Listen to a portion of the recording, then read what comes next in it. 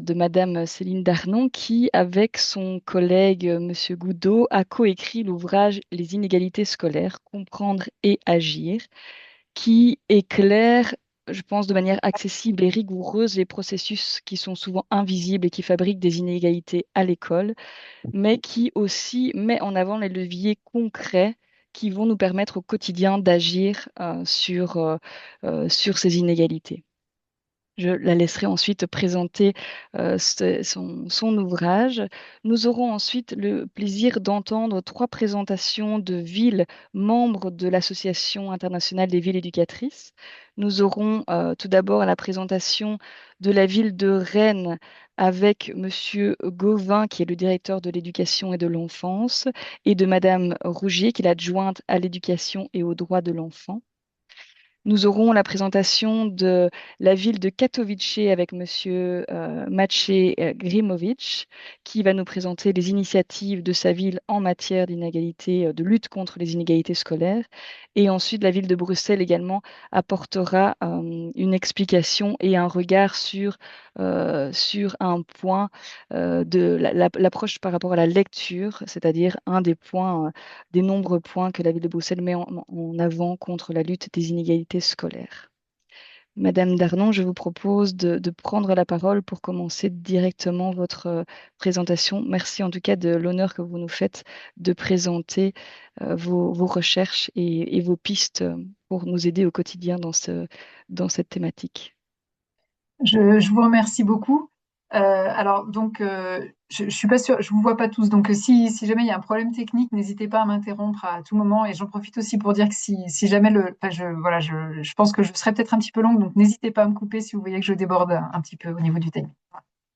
Avant toute chose, je vous remercie pour cette invitation. Je suis très contente d'avoir l'occasion de présenter notre ouvrage et une partie de nos recherches dans le cadre des villes éducatrices, puisque je pense qu'on partage au moins enfin, voilà, une perspective importante qui est que les inégalités scolaires, on ne peut les comprendre que quand on les replace dans le contexte plus général de la société dans laquelle l'école œuvre et qu'on ne peut pas les dissocier en fait des politiques publiques et de la manière dont le monde fonctionne d'une manière générale, des relations intergroupes qui s'y installent. Donc moi je suis Céline Darnan, je suis professeure de psychologie sociale à Clermont-Ferrand et pour ceux qui ne connaîtraient pas, j'ai mis une photo, on est dans un très bel endroit entouré de volcans, c'est vraiment magnifique, je vous le conseille comme lieu de vacances. Donc dans cette présentation, voilà, hop, ça devrait marcher. Voilà, dans cette présentation, je vais parler de l'ouvrage qu'on a donc publié récemment avec mon collègue Sébastien Goudot, qui lui vient de Poitiers. Alors, dans un premier temps, je vais faire une synthèse assez rapide des premiers chapitres des ouvrages. Voilà, après, si vous voulez plus de détails, on pourra en discuter avec plaisir. Et je passerai un petit peu plus de temps sur les trois derniers chapitres parce que c'est peut-être ceux qui permettent le plus de répondre à la question de comment agir pour réduire les inégalités et surtout quels sont les freins auxquels on est susceptible d'être confronté. Alors, le premier chapitre de l'ouvrage, on l'a intitulé D'où viennent les différences de réussite scolaire? Puisqu'en fait, le point de départ, c'est ça, c'est en tant qu'enseignant, que parent, qu'élève, on est confronté tous les jours, au quotidien, vraiment à l'école, à des différences. Il y a des élèves qui réussissent plus que d'autres, ça c'est une réalité. Et bien sûr, quand on se pose la question de l'origine de ces différences de réussite, il y a une multitude de facteurs qui nous viennent à l'esprit. Bien sûr, il y a plein de choses qui expliquent que certains élèves réussissent mieux que d'autres. Plein de choses. Et globalement, parmi ces facteurs, il y en a certains qui sont sous le contrôle de l'élève. Par exemple, il y a des élèves qui ont bien travaillé, puis il y en a d'autres qui ont moins travaillé. Des élèves qui ont passé des heures à réviser leur contrôle, là où d'autres ont fait ça plus rapidement. Donc, il y a une partie des facteurs qui expliquent la réussite et l'échec scolaire qui sont sous le contrôle des élèves.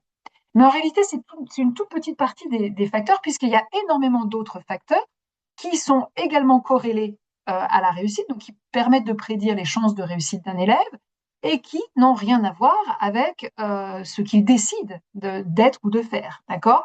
Alors, parmi ces facteurs qui ne sont pas du tout sous son contrôle, il y a par exemple son mois de naissance. Ceux qui sont plus âgés à l'entrée à l'école, alors en France, on a un système qui est annuel. Donc voilà, ceux qui sont les enfants du mois de décembre, qui sont nés au mois de décembre, sont plus jeunes lorsqu'ils rentrent à l'école que les enfants qui sont nés au mois de janvier-février, par exemple. Dans d'autres pays, c'est l'âge au moment de la rentrée, donc en septembre, qui compte, mais peu importe. Ce que montrent ces travaux-là, c'est que les enfants plus jeunes à l'entrée à l'école, selon toute logique, et c'est confirmé dans beaucoup de travaux, ont plus de difficultés à l'école, ont plus de probabilités de rencontrer des difficultés à l'école, bien sûr. C'est comme ça qu'il faut raisonner. Que ceux qui sont nés en janvier, donc ceux qui sont du début de l'année et donc qui arrivent à l'école avec quelque part une forme d'avantage. Donc bien sûr, on ne choisit pas son mois de naissance. C'est qu'un exemple. Le genre est également un facteur qui prédit en partie les chances de réussite. Donc, je ne sais pas à quel point vous êtes familier avec ces statistiques, et c'est le cas dans la plupart des pays de l'OCDE. Les filles ont beaucoup plus de chances de réussir à l'école que les garçons, pour différentes raisons. On pourrait développer là-dessus, mais ce n'est pas l'objet de la présentation. Le profil génétique, il y a des travaux de recherche qui montrent qu'effectivement, on n'est pas tous égaux face aux apprentissages, et notamment tous les enfants qui présentent un trouble des apprentissages, vont avoir forcément plus de difficultés dans une école qui a une certaine forme et qui nécessite un certain nombre de compétences, par exemple un rapport à l'écrit spécifique, etc. Et puis, bien sûr, l'origine sociale de l'élève, c'est un autre des facteurs qu'il ne contrôle pas. Bien sûr, il ne choisit pas où il naît, l'élève. Et malgré tout, c'est un facteur qui prédit assez fortement et de manière assez consistante les chances de réussir à l'école. Pourquoi je dis tout ça? Parce que souvent, quand on pense réussite et échec scolaire, on dit il y a les élèves méritants, ceux qui ont bien travaillé, et donc qui vont obtenir les bonnes notes et donc les bons diplômes.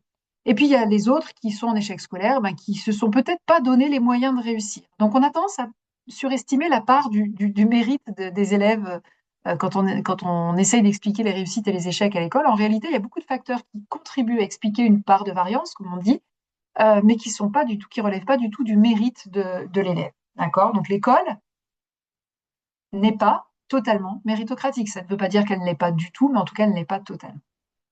Alors, zoom sur l'origine sociale, puisque c'est aussi quelque chose qui nous a beaucoup intéressé dans cet ouvrage, à tous les niveaux du système éducatif, vraiment, de la maternelle jusqu'à l'enseignement supérieur, l'origine sociale des élèves reste l'un des prédicteurs les plus consistants, les plus stables de leurs résultats et de leur trajectoire scolaire. Donc, les résultats, c'est à la fois des indicateurs du type les notes annuelles, les notes semestrielles, trimestrielles, mais également leur trajectoire scolaire, donc notamment les orientations dans les filières qui sont plus ou moins prestigieuses.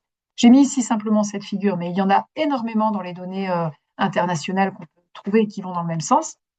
Ce qu'on voit ici, c'est des données issues de la dernière enquête PISA, donc réalisée en 2022. Et ce qu'on voit ici, c'est, je ne sais pas si vous voyez mon curseur, mais donc les ronds blancs, c'est un indicateur de désavantage,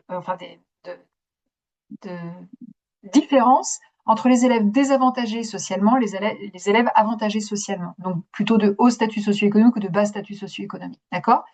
Et donc, ce qu'on voit également sur cette figure, mais cette fois en losange vert, c'est un indicateur de disparité de genre, cette fois-ci. D'accord? Et donc, ce qu'ils ont regardé dans cette figure, il y en a des tas d'autres sur d'autres compétences, mais ici, c'est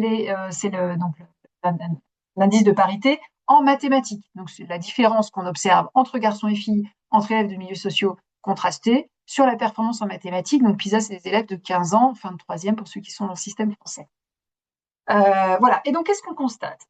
Donc, s'il n'y a aucune disparité, les valeurs sont autour de cette ligne. Je ne sais pas si vous voyez mon curseur, donc si vous le voyez, si c'est bon. Donc, s'il n'y a pas de disparité du tout, les valeurs se situent autour de cet axe vertical.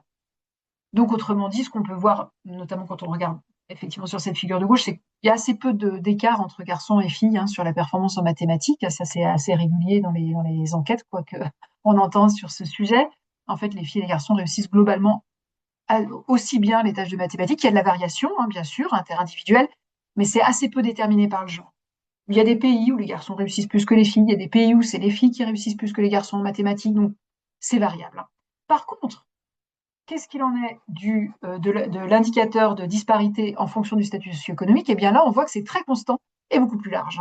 C'est-à-dire que quel que soit le pays, la performance en mathématiques est toujours plus élevée chez les élèves de haut statut socio-économique que chez les élèves de bas statut. C'est-à-dire qu'il y a toujours un écart par rapport à la barre verticale, et cet écart va toujours dans le même sens. Il n'y a aucun pays dans lequel il irait dans l'autre sens. D'accord? Donc, c'est une donnée qui est extrêmement constante. Et donc, c'est aussi pour ça que les données internationales sont intéressantes, parce qu'il y a parfois des effets ponctuels qui sont observés dans une classe, dans un établissement, dans une ville. Là, non. C'est dans tous les pays, quand on regarde sur les moyennes, bien sûr, ça n'empêche pas les écarts d'une ville à l'autre, mais quand on regarde sur les moyennes, dans tous les pays, les élèves issus de milieux populaires ont moins de probabilité de réussir en mathématiques à l'âge de 15 ans que les élèves issus de milieux plus favorisés. Bon, si on regarde la taille de cet effet, on peut voir que les élèves de bas statut ont en moyenne 7 fois plus de chances donc de ne pas atteindre le niveau de compétence attendu en mathématiques, ce qui est quand même assez important comme taille d'effet quand on sait la corrélation qui peut exister ensuite entre la réussite scolaire et puis bien sûr l'insertion dans la vie active. Et voilà, et on l'observe dans tous les pays de l'OCDE. Alors après, on peut regarder de manière plus fine à quelles étapes ces différences commencent à se produire. Et ce qu'on constate, et là aussi j'ai mis des données françaises, mais en fait on observe des phénomènes assez proches dans la plupart des pays.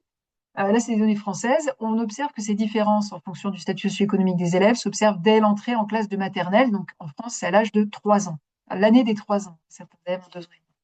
Donc, l'année des 3 ans, les élèves rentrent en maternelle et déjà, on observe des écarts de performance. Alors ici, ce qu'on voit, c'est des mesures qui ont été passées donc, à des élèves de maternelle en langage, mathématiques et ce qu'ils ont appelé compétences transversales. Donc, c'est à la fois la mémoire de travail, l'organisation du matériel, initiation, flexibilité, etc.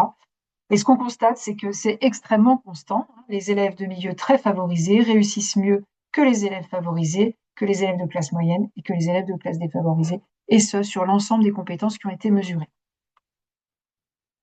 Après, on pourrait se dire, il y a des inégalités à l'entrée en classe de maternelle, mais l'école va réussir à gommer ces inégalités et à permettre à tous les élèves de développer les compétences visées. En réalité, ce n'est pas le cas, puisque les différences sont maintenues et s'expriment de différentes façons à différentes étapes du système éducatif. Et en particulier, on observe des différences sur les choix d'orientation. Donc là, je vous ai mis à nouveau des données françaises sur les choix d'orientation en fin de classe de troisième, donc c'est justement vers l'âge de 15 ans. En France, le système veut que les élèves soient orientés soit vers des filières générales, donc bac général et technologique, bac généraux et technologiques, soit vers des bacs professionnels qui sont en général un petit peu moins valorisés que les bacs généraux, soit vers des CAP, donc qui ne donnent pas le baccalauréat, donc qui sont encore moins valorisés. Et ce qu'on voit, c'est que forcément, le CAP est moins fréquent, enfin l'orientation en CAP est moins fréquente qu'en seconde pro et qu'en seconde générale, mais surtout, on voit que tout ça corrèle avec l'origine sociale, puisque parmi les élèves qui vont en CAP, il y a une plus grosse proportion d'enfants qui sont issus de parents ouvriers non qualifiés. Et il y a très peu d'enfants de cadres, chefs d'entreprise, etc. Et c'est l'inverse pour la seconde générale. D'accord ? Donc des différences dès l'entrée en maternelle qui vont s'exprimer de différentes façons en fonction des étapes et des décisions qu'on a à prendre au fil de la scolarité. OK. Bon, donc ces différences qu'on observe dans la salle de classe, elles sont liées à tout un tas de facteurs, mais entre autres à l'origine sociale des élèves. Et ça, c'est des choses qu'on sait, qui ne sont pas nouvelles en fait dans la littérature scientifique, puisque depuis longtemps, les économistes, les sociologues, les psychologues ont travaillé sur ces sujets-là et ont essayé de comprendre pourquoi, dans certains milieux, il y a plus de difficultés à réussir à l'école que dans d'autres milieux. Alors depuis les travaux de Bourdieu, donc ils sont déjà très anciens, mais il y a eu beaucoup de choses qui ont été faites. Mais voilà, depuis les travaux de Bourdieu, on sait par exemple que les normes culturelles, les valeurs culturelles, les habitus qui sont, enfin, la manière dont les enfants sont socialisés à la famille, en fait, va rentrer en décalage avec ce qui est attendu, par exemple, dans la sphère de l'école. Alors, l'exemple le plus classique, c'est que certains élèves sont très éloignés de la culture scolaire, au niveau du langage, etc., mais aussi au niveau de leurs activités. Par exemple, ils sont jamais allés dans une bibliothèque ou au musée, alors que d'autres sont en fait très proches de la culture qui est valorisée à l'école, parce que voilà, leur culture familiale est très peu en décalage avec cette culture-là. Donc, il y a un décalage qui est plus ou moins important entre la culture familiale et ce que Bourdieu appelle l'arbitraire culturel de l'école, c'est-à-dire les choses qui sont valorisées à l'école. On ne peut pas discuter de cette notion d'arbitraire, mais voilà, en tout cas. Et donc, il y a un décalage plus ou moins fort. Et donc, ça, c'est dès les travaux de Bourdieu, il y a des choses comme ça qui ont été dites. Puis après, beaucoup de psychologues ont travaillé sur ces questions-là et ont montré que ce décalage, il pouvait se traduire, s'exprimer de différentes façons à l'école, mais qui va avoir pour effet que les élèves, en fonction du milieu dans lequel ils évoluent, vont développer différentes représentations des savoirs, du temps, de l'autorité, des tâches scolaires, mais également, et ça c'est vraiment la contribution des psychologues, différentes façons de se percevoir eux-mêmes. Donc ils vont développer des soi assez différents, et notamment, ça c'est un modèle classique en psychologie sociale, qui dit que globalement, quand on évolue dans un milieu plutôt favorisé, donc c'est ce qu'on voit en haut de la figure, on a beaucoup de choix, on a la possibilité de faire beaucoup de choix, on a de la liberté, on a peu de contraintes, etc. Alors c'est un peu caricatural, bien sûr, on se situe sur un continuum, et que donc ça amène les élèves à développer une approche qualifiée de solipsiste, c'est-à-dire que ce qui va déterminer les choix, les décisions, c'est les états internes, comment je me sens, qu'est-ce que j'aime, qu'est-ce qui me passionne, qu'est-ce qui me motive. Alors que lorsqu'on vient d'un milieu plus défavorisé, en fait, on va développer un soi plus interdépendant, plus contextualiste, c'est-à-dire que quand on prend une décision, ce qui détermine nos choix, nos décisions, ça va être beaucoup plus la gestion des contraintes. Où est-ce que je peux aller, sachant que mes parents habitent là, qu'au niveau de leurs ressources, ils ne pourront pas me payer un appart à tel endroit, etc., etc. Donc en fait, on va davantage tenir compte des contraintes extérieures. Or, la culture scolaire, en fait, valorise énormément l'autonomie, l'indépendance, l'esprit critique, etc. Donc des choses qui sont beaucoup plus en adéquation avec l'approche de soi qui est développée dans les milieux plutôt favorisés. Bon, je vais un peu vite là-dessus, mais si vous voulez du détail, on pourra en parler, ou alors vous les aurez enfin, vous pouvez avoir les détails dans l'ouvrage. Un exemple, une recherche qui a été menée justement par mon collègue Sébastien Goudot à Poitiers, un exemple de ce décalage culturel et de son expression dans la classe. En fait, ce qu'ils ont fait simplement, c'est qu'ils ont enregistré des séquences dans une classe de maternelle. Donc, ils ont filmé, ils ont compté, etc., codé les réponses. Donc, c'est une situation où les enseignants et les enseignantes discutent avec les élèves. Donc, ceux qui connaissent bien le système français, mais je pense que ça existe aussi dans les autres systèmes, mais c'est des temps de parole, d'échange, voilà. Et en fait, ils ont filmé ces temps-là pour voir qui étaient les enfants qui prenaient le plus souvent la parole pendant ces temps-là. Et très clairement, ceux qui prennent plus souvent la parole sont les enfants de classe moyenne et favorisée. D'accord, beaucoup plus que les élèves qui viennent de milieux défavorisés. Ce qui est intéressant, c'est que non seulement ils parlent plus après avoir été interrogés, ce qui veut dire que les enseignants et enseignantes interrogent davantage les élèves de milieux favorisés que les élèves de milieux défavorisés, mais ils parlent aussi plus sans avoir été interrogés. D'accord? On voit également qu'ils parlent plus souvent après, enfin, que la fréquence de leur participation, enfin, de l'interruption d'un camarade est plus élevée chez les favorisés que chez les défavorisés. Idem pour l'enseignant. D'accord? Donc, il semblerait que les élèves de milieux plutôt favorisés se sentent plus légitimes pour intervenir dans ces temps d'échange scolaire que ne le sont les élèves moins favorisés. Et donc, au-delà de la fréquence, ils ont également mesuré le temps, la durée de la participation et les résultats sont tout à fait consistants. C'est-à-dire que non seulement les élèves de milieux favorisés parlent plus fréquemment, mais en plus, ils parlent plus longtemps. D'accord? Donc, une fois qu'ils ont pris la parole, ça dure aussi plus longtemps. Voilà. Alors, on pourrait se dire c'est parce qu'ils sont globalement meilleurs élèves, mais ces résultats sont maintenus, y compris lorsqu'on contrôle dans les analyses le niveau de langage des élèves. OK. Alors, dans un troisième chapitre, on a développé la question du lien entre parents et école. Alors là aussi, je vais passer assez vite là-dessus.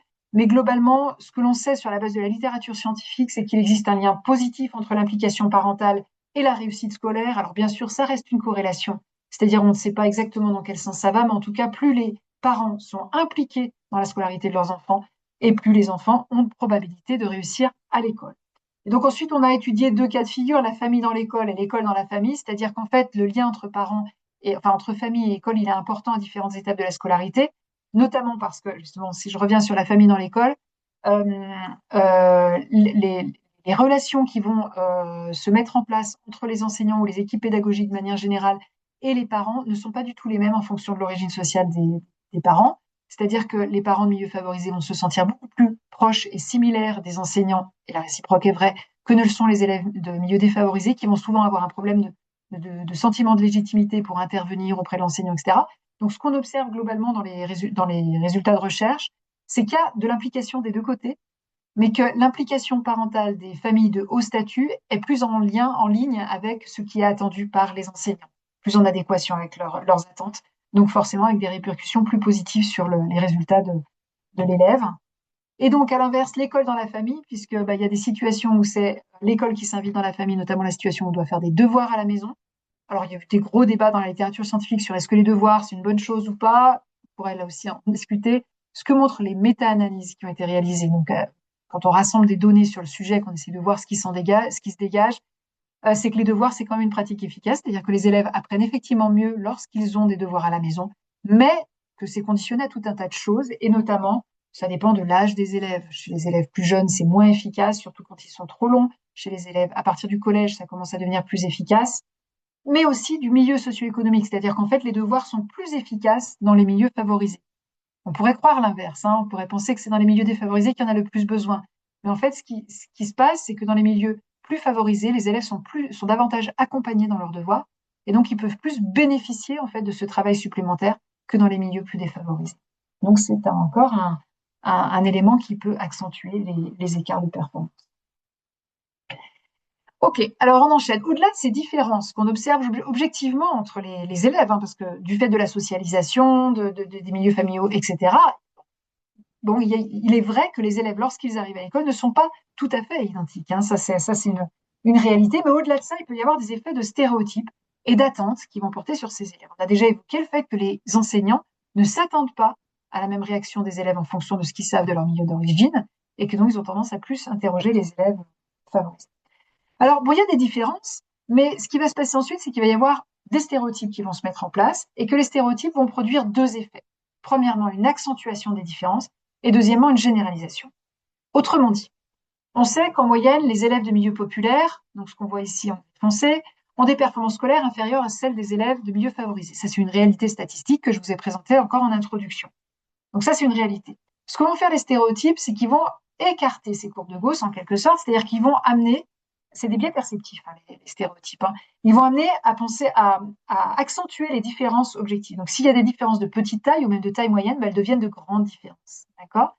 Et ensuite, il va y avoir une généralisation, cette fois on resserre sur la moyenne de chaque groupe, une généralisation qui va amener à penser que finalement, les élèves de milieu populaire ont toujours des performances scolaires nettement inférieures à celles des élèves de milieux plus favorisés. Ce qui bien sûr n'est pas le cas, puisque les courbes de Gauss qu'on voit ici indiquent bien qu'en réalité, sur la base de l'origine sociale d'un élève, on ne peut pas définir son niveau de réussite, parce qu'il y a beaucoup de facteurs voilà. Et donc il y a des élèves de milieu populaire qui réussissent très bien, comme il y a des élèves de milieu favorisés qui réussissent pas très bien, d'accord? Donc tout est possible, c'est une question de probabilité statistique, mais en tout cas, les stéréotypes vont avoir tendance à accentuer les différences et à les généraliser. Et donc finalement, ce qui était une petite différence au départ devient une différence importante et généralisable à l'ensemble des élèves. Et donc, pourquoi c'est important? Parce que donc on fait usage des stéréotypes un petit peu tout le temps. Les psychologues sociaux ont beaucoup travaillé là-dessus. C'est quelque chose qui devient souvent automatique, mais particulièrement dans les situations où on n'a pas le temps et les ressources pour bien réfléchir sereinement au problème. Donc en situation de charge cognitive, de pression temporelle, par exemple. Or, très souvent, quand on est enseignant et quand on est parent et également quand on est élève, on n'a pas forcément beaucoup de ressources, beaucoup de temps pour se faire un avis très éclairé sur une personne. Et donc, on va faire usage de stéréotypes parce que ça nous fait gagner du temps en quelque sorte, ou gagner en termes de. Enfin, ça nous fait faire une économie cognitive. D'accord? Donc, on fait usage de stéréotypes. Et donc, on voit un élève de milieu défavorisé et on s'attend donc à ce qu'il soit nécessairement en échec. Sauf qu'en plus de ça, les stéréotypes vont aussi affecter, donc bien sûr, ils vont affecter les attentes des enseignants, des parents, mais plus grave encore et de manière plus prononcée, ils vont également affecter les évaluations de soi des élèves. C'est-à-dire qu'en fait, les élèves vont grandir en se construisant en rapport avec ces stéréotypes. C'est-à-dire que les élèves finissent par se convaincre en quelque sorte qu'ils ont des attributs qui sont caractéristiques de leur groupe. Un peu comme les filles grandissent en se disant voilà, je suis une fille, donc je suis comme ci, comme ça. Les élèves de milieux défavorisés vont en fait intérioriser les attributs qui sont généralement associés à leur groupe. Donc, ce qu'on observe là aussi, c'est les résultats issus des enquêtes PISA, donc à nouveau des élèves d'une quinzaine d'années dans les pays de l'OCDE. Et ce qu'on observe, c'est, voilà, je le synthétise, après on pourrait rentrer dans le détail, mais le statut socio-économique des élèves donc corrèle avec leur performance. Alors ici, c'est en lecture, mais on trouve des résultats similaires sur d'autres mesures. La performance en lecture, autrement dit, les élèves de haut statut réussissent mieux sur les épreuves de lecture que les élèves de bas statut. Et en fait, on observe un effet de médiation. La médiation, c'est ici que ça veut dire que l'effet est dû à ces facteurs-là. Voilà. Et donc, comme médiateur, on a le sentiment d'efficacité personnelle, la peur de l'échec, le sentiment d'appartenance. Autrement dit, l'une des raisons qui fait que les élèves de bas statut réussissent moins bien à l'école que les élèves de haut statut est qu'ils se sentent moins capables, qu'ils développent moins d'état d'esprit de croissance, donc c'est cette idée qu'on peut progresser grâce aux efforts, etc., moins de peur de l'échec, un plus fort sentiment d'appartenance et plus de compétences de soi perçues. Donc en gros, c'est pour ça qu'après on a parlé de bonus ou handicap motivationnel. C'est-à-dire qu'il y a déjà une différence au départ, mais en plus de ça, on grandit dans un environnement qui s'attend à ce qu'on réussisse ou qui s'attend à ce qu'on échoue. Et donc ça nous amène à développer en fait des formes de motivation, de représentation de soi qui vont rajouter de la difficulté ou à l'inverse rajouter de la facilité. D'accord? Donc c'est pour ça qu'on parle de bonus motivationnel pour les élèves de haut statut qui vont avoir toutes les caractéristiques attendues à l'école et puis de handicap motivationnel pour les élèves de bas statut. Alors, un exemple, enfin, voilà, j'ai ciblé sur les compétences psychosociales, mais il y en a plein d'autres.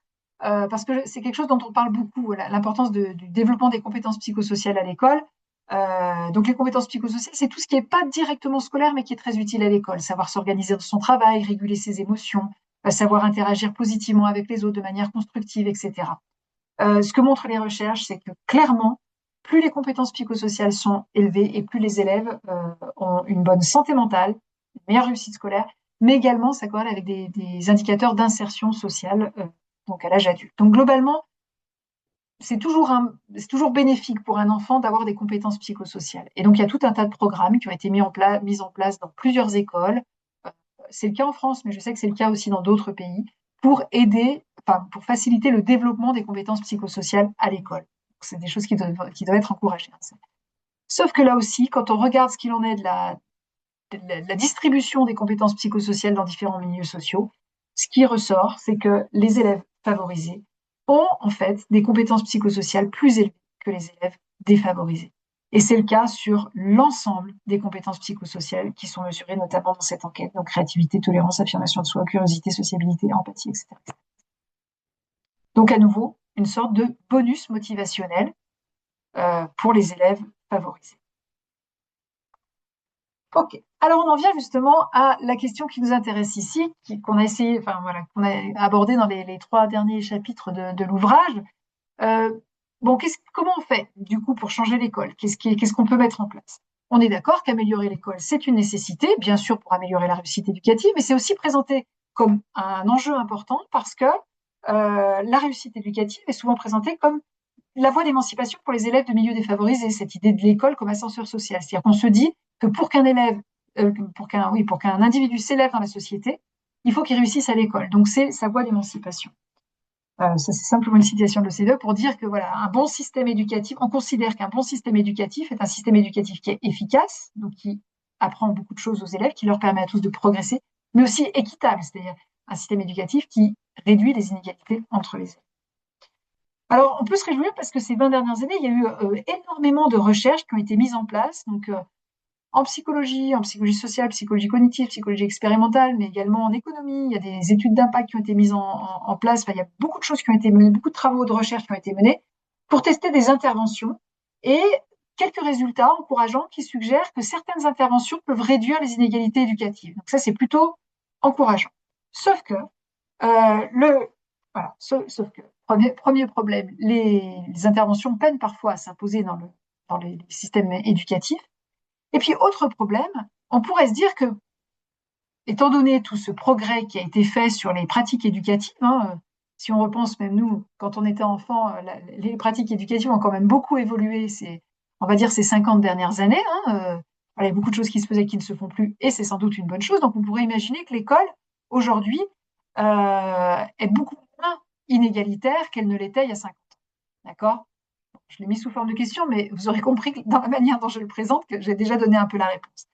Il y a des travaux qui se sont penchés sur la question, qui se sont dit, OK, mais alors est-ce que ces 50 dernières années, les inégalités de réussite scolaire sont restées stables, ont plutôt diminué ou ont plutôt augmenté? Donc, on espère tous, dans ce genre de données, qu'elles ont diminué grâce à l'amélioration des pratiques pédagogiques. En fait, ce n'est pas le cas. Et c'est même pire que ça, puisque non seulement elles n'ont pas diminué, mais en fait, elles ont plutôt eu tendance à augmenter. Ça dépend des pays. Il y a des pays dans lesquels elles sont restées stables. Mais il y a, dans l'ensemble, il y a quand même un certain nombre de pays dans lesquels elles ont augmenté. Donc, dans l'ensemble, au niveau de la moyenne, c'est bien une augmentation qu'on observe. Ici, vous avez chacun des pays, et donc vous avez l'évolution entre 1950 et 2010. Là, vous avez un indicateur de différence, hein, ici. OK, en fonction du statut socio-économique des élèves. Donc, plus c'est élevé, plus l'écart est prononcé. Et donc, ce qu'on voit, en fait, c'est que ça a tendance à monter. D'accord? Ça a tendance à, parfois, les données ne sont pas disponibles, ça a tendance à monter. Donc, finalement, toutes ces réformes qui ont été mises en place pour essayer de réduire le déterminisme social, tous ces efforts pédagogiques qui ont été réalisés par les équipes dans les politiques éducatives, etc., pour l'instant, n'ont pas porté leurs fruits. D'accord? Donc, c'est quand même quelque chose qui est important à savoir. OK?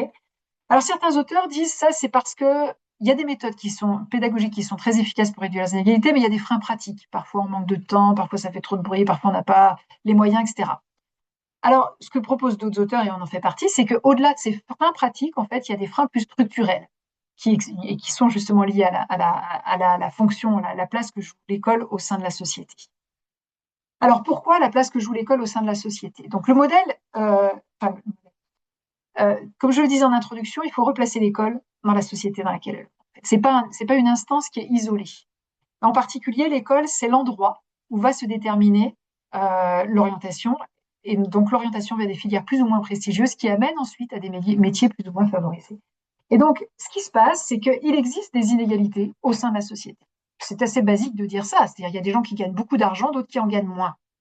Toutes les sociétés sont inégalitaires. Toutes sont inégalitaires, mais certaines sont plus inégalitaires que d'autres. C'est-à-dire que dans certaines sociétés, l'écart entre les plus riches et les plus pauvres est plus prononcé que dans d'autres. D'accord? Mais dans tous les pays, il y a des inégalités. Et donc ça, mécaniquement, ça va entraîner une forme de compétition entre les individus, c'est-à-dire que les individus vont avoir envie d'accéder aux positions les plus avantageuses, de façon extrêmement logique. Beaucoup de travaux ont confirmé ça, hein, que plus il y a des inégalités, plus les individus sont motivés par la performance, la compétition, etc. Or, ce qui se passe, c'est que dans la plupart des pays, l'école est justement ce lieu où va se jouer la compétition. C'est-à-dire que là, l'école est considérée comme l'institution la plus légitime pour déterminer le mérite de chacun, et donc la place qu'il doit occuper dans la société. D'accord? Donc, il y a des inégalités, il y a des métiers très bien rémunérés, d'autres qui le sont moins. Mais si on a réussi à l'école, on considère qu'on est méritant et que donc on peut accéder, ça nous donne le droit, hein, ça nous donne l'accès à des positions qui sont relativement avantageuses, alors que si on ne réussit pas à l'école, eh bien, on va être orienté vers des métiers moins avantageux. Et donc ça va avoir beaucoup de conséquences en fait sur les normes qui se jouent à l'école, etc. Ce qu'on a montré dans nos travaux, c'est que le système éducatif, du fait de ce fonctionnement, a bien une double fonction. Une fonction de formation, élever le niveau de connaissance des élèves, mais également une fonction de sélection. C'est-à-dire qu'il va s'agir pour le système éducatif de trier les élèves en fonction de ce supposé mérite, avec beaucoup de conséquences, notamment la création d'un climat de compétition, de but de performance. C'est-à-dire que les élèves comprennent lorsqu'ils rentrent dans le système éducatif que ce qui est attendu d'eux, c'est qu'ils apprennent, bien sûr, mais ce qui est attendu d'eux, c'est aussi qu'ils réussissent mieux que les autres. D'accord? Pour gagner cette fameuse compétition qui va leur permettre d'accéder à des positions de haut statut. Entre parenthèses, si les élèves ne le comprennent pas, leurs parents sont là pour le leur rappeler. D'accord? Parce qu'ils l'ont bien compris également. Et ce climat de compétition, beaucoup de travaux de recherche montrent qu'il va être plus favorable à la réussite des élèves issus de groupes avantagés qu'à la réussite d'élèves issus de groupes désavantagés. Parce que lorsqu'on appartient à un groupe désavantagé, et il y en a beaucoup, la compétition va augmenter la peur d'échouer, le faible sentiment d'appartenance, l'autocensure, la menace, la chute des performances. Et dans le groupe désavantagé, il y a aussi les femmes comparativement aux hommes. Donc les filles, même si elles réussissent mieux à l'école, elles souffrent beaucoup plus d'un climat compétitif comparativement aux hommes. Voilà. Et donc, bien sûr, les élèves de milieux défavorisés sont dans ce cas de figure. Et donc, qu'est-ce que ça va avoir pour effet? Climat de compétition, donc accentuation des écarts de performance. Là où les élèves issus de groupes avantagés sont dans un relatif confort psychologique, les élèves de groupes désavantagés vont en fait voir leur performance réduite. Et donc tout ça va renforcer les inégalités, y compris les inégalités qui vont se jouer ensuite au sein de la société. Il y a plusieurs conséquences à ça. Et donc ce qu'on va voir maintenant, c'est quels sont les freins et les leviers à l'implémentation de pratiques équitables. Parce que vu que l'école fonctionne de cette façon-là, on pourrait se dire que c'est très important justement de mettre en place des pratiques équitables. Mais on va être confronté à un certain nombre de freins. Le premier frein, c'est que corriger l'inégalité, c'est reconnaître que l'école n'est pas méritocratique. Je vous l'ai dit en introduction de cette présentation, l'école ne l'est pas totalement. Elle l'est un peu, c'est-à-dire qu'elle valorise, enfin, elle récompense quand même les efforts. Hein, ça, on ne peut pas non plus nier ça. Mais elle dit, voilà, il y a tellement d'autres facteurs qui déterminent la réussite qu'on ne peut pas dire qu'elle est méritocratique. Alors, dans cette série d'études que je vais vous présenter maintenant, on a présenté à des parents d'élèves une méthode fictive. On disait que c'était une méthode pédagogique qui s'appelait la méthode alpha. Et on expliquait aux parents que avant la mise en place de cette méthode dans les établissements scolaires, on a constaté un écart de performance entre élèves de milieux favorisés et défavorisés, assez classique.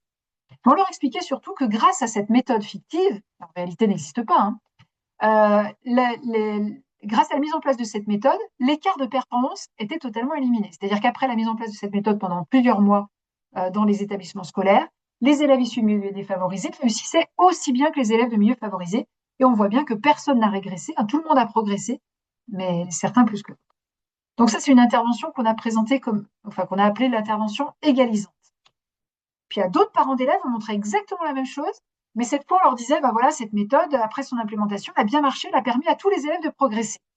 Et effectivement, elle a permis à tous les élèves de progresser, les élèves défavorisés comme les élèves favorisés. Sauf que ce qu'on voit ici, c'est qu'elle a maintenu l'écart de performance en fonction de l'origine sociale. Donc, on a appelé cette intervention, cette méthode, la méthode augmentante ou conservante. D'accord?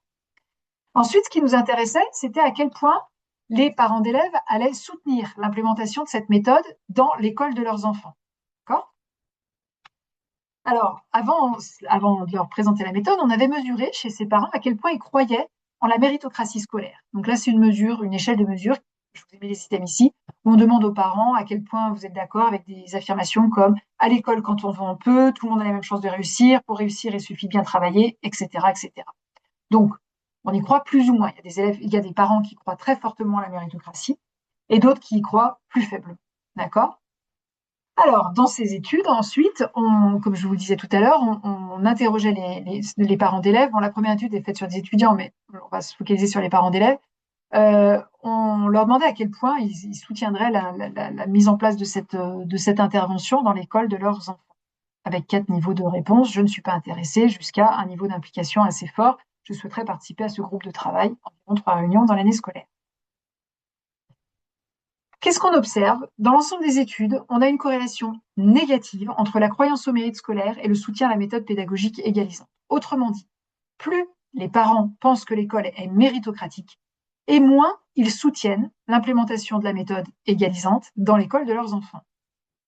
Chose intéressante, on observe ce résultat pour la méthode égalisante, mais pas pour la méthode augmentante ou conservante, c'est-à-dire la méthode qui maintient les inégalités de réussite.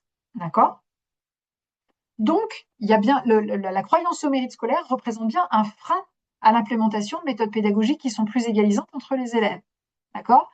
Donc, changer l'école, ça veut dire commencer par admettre que l'école n'est pas totalement méritocratique. OK? Au passage, je précise quand même parce que c'est important, les travaux de recherche montrent aussi que la croyance au mérite scolaire, alors elle présente cet effet délétère, mais elle a aussi plein d'effets positifs pour soi en fait. C'est-à-dire plus on croit au mérite scolaire, et plus meilleure est notre estime de soi académique, moins on se désengage de l'école, plus on a de sentiment de contrôle et même meilleur est notre bien-être. Donc en fait c'est compliqué parce qu'à la fois croire au mérite scolaire, c'est indispensable pour se sentir bien, pour penser que le monde est, enfin voilà, que l'école est minimalement juste et que donc donner des espoirs de réussite. Donc, c'est important sur le plan individuel, mais en même temps, ça peut représenter un frein à la mise à l'implémentation de méthodes pédagogiques qui sont plus égalisantes. D'accord? Donc, c'est pour ça qu'on parle de croyance à double tranchant de la méritocratie scolaire. OK. Deuxième élément, je pense que vous me voyez venir, mais donc corriger une inégalité, c'est reconnaître que l'école n'est pas méritocratique. C'est déjà un frein important. Deuxième frein, réduire les inégalités scolaires, c'est remettre en cause les avantages dont certaines familles bénéficient à l'école. Puisqu'un système inégalitaire, par définition, c'est un système dans lequel certaines familles, certains élèves sont avantagés. D'accord? Je remets la figure ici. Mais bon, globalement, ce qu'on voit dans la littérature scientifique de manière assez claire, c'est que l'égalisation des performances pourrait représenter une menace pour l'équilibre du système, parce que si dans ce système-là, d'un coup, l'école se met à faire réussir tout le monde, l'enjeu de sélection ne peut plus s'effectuer. D'accord? Donc il y a cette notion de menace pour le système. Mais ce qu'on voit aussi dans la littérature, c'est que d'une manière générale, et pas seulement dans le contexte de l'école, les membres des groupes avantagés sont généralement moins disposés à soutenir les politiques de redistribution que les membres de groupes moins avantagés. Ça semble très logique, mais c'est un frein extrêmement important. Parce que ceux qui décident des politiques éducatives sont généralement des personnes qui appartiennent à des groupes avantagés, dont on fait partie. Hein. Alors, exemple, là aussi, j'ai essayé d'extraire des études. Voilà. Ces études-là ont été réalisées sur des parents d'élèves britanniques cette fois-ci, à un moment où il y avait des débats sur les écoles privées. Il y a eu notamment cet ouvrage qui est sorti, qui a fait beaucoup parler dans les médias.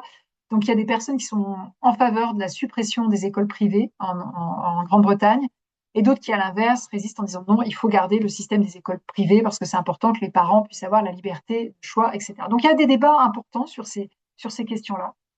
Et nous, on s'est interrogé sur qu'est-ce qui amène les parents, donc là, à nouveau, c'est les parents d'élèves, qu'est-ce qui amène les parents à soutenir la réforme de l'enseignement privé. Donc ici, on a présenté des items où on leur disait, la réforme de l'enseignement privé, ce n'était pas tout à fait supprimer le système d'éducation privée, parce que là, je pense qu'on aurait eu très peu d'adhésion, mais C'était voilà, supprimer les avantages fiscaux dont bénéficient les écoles privées, etc., etc., des choses comme ça.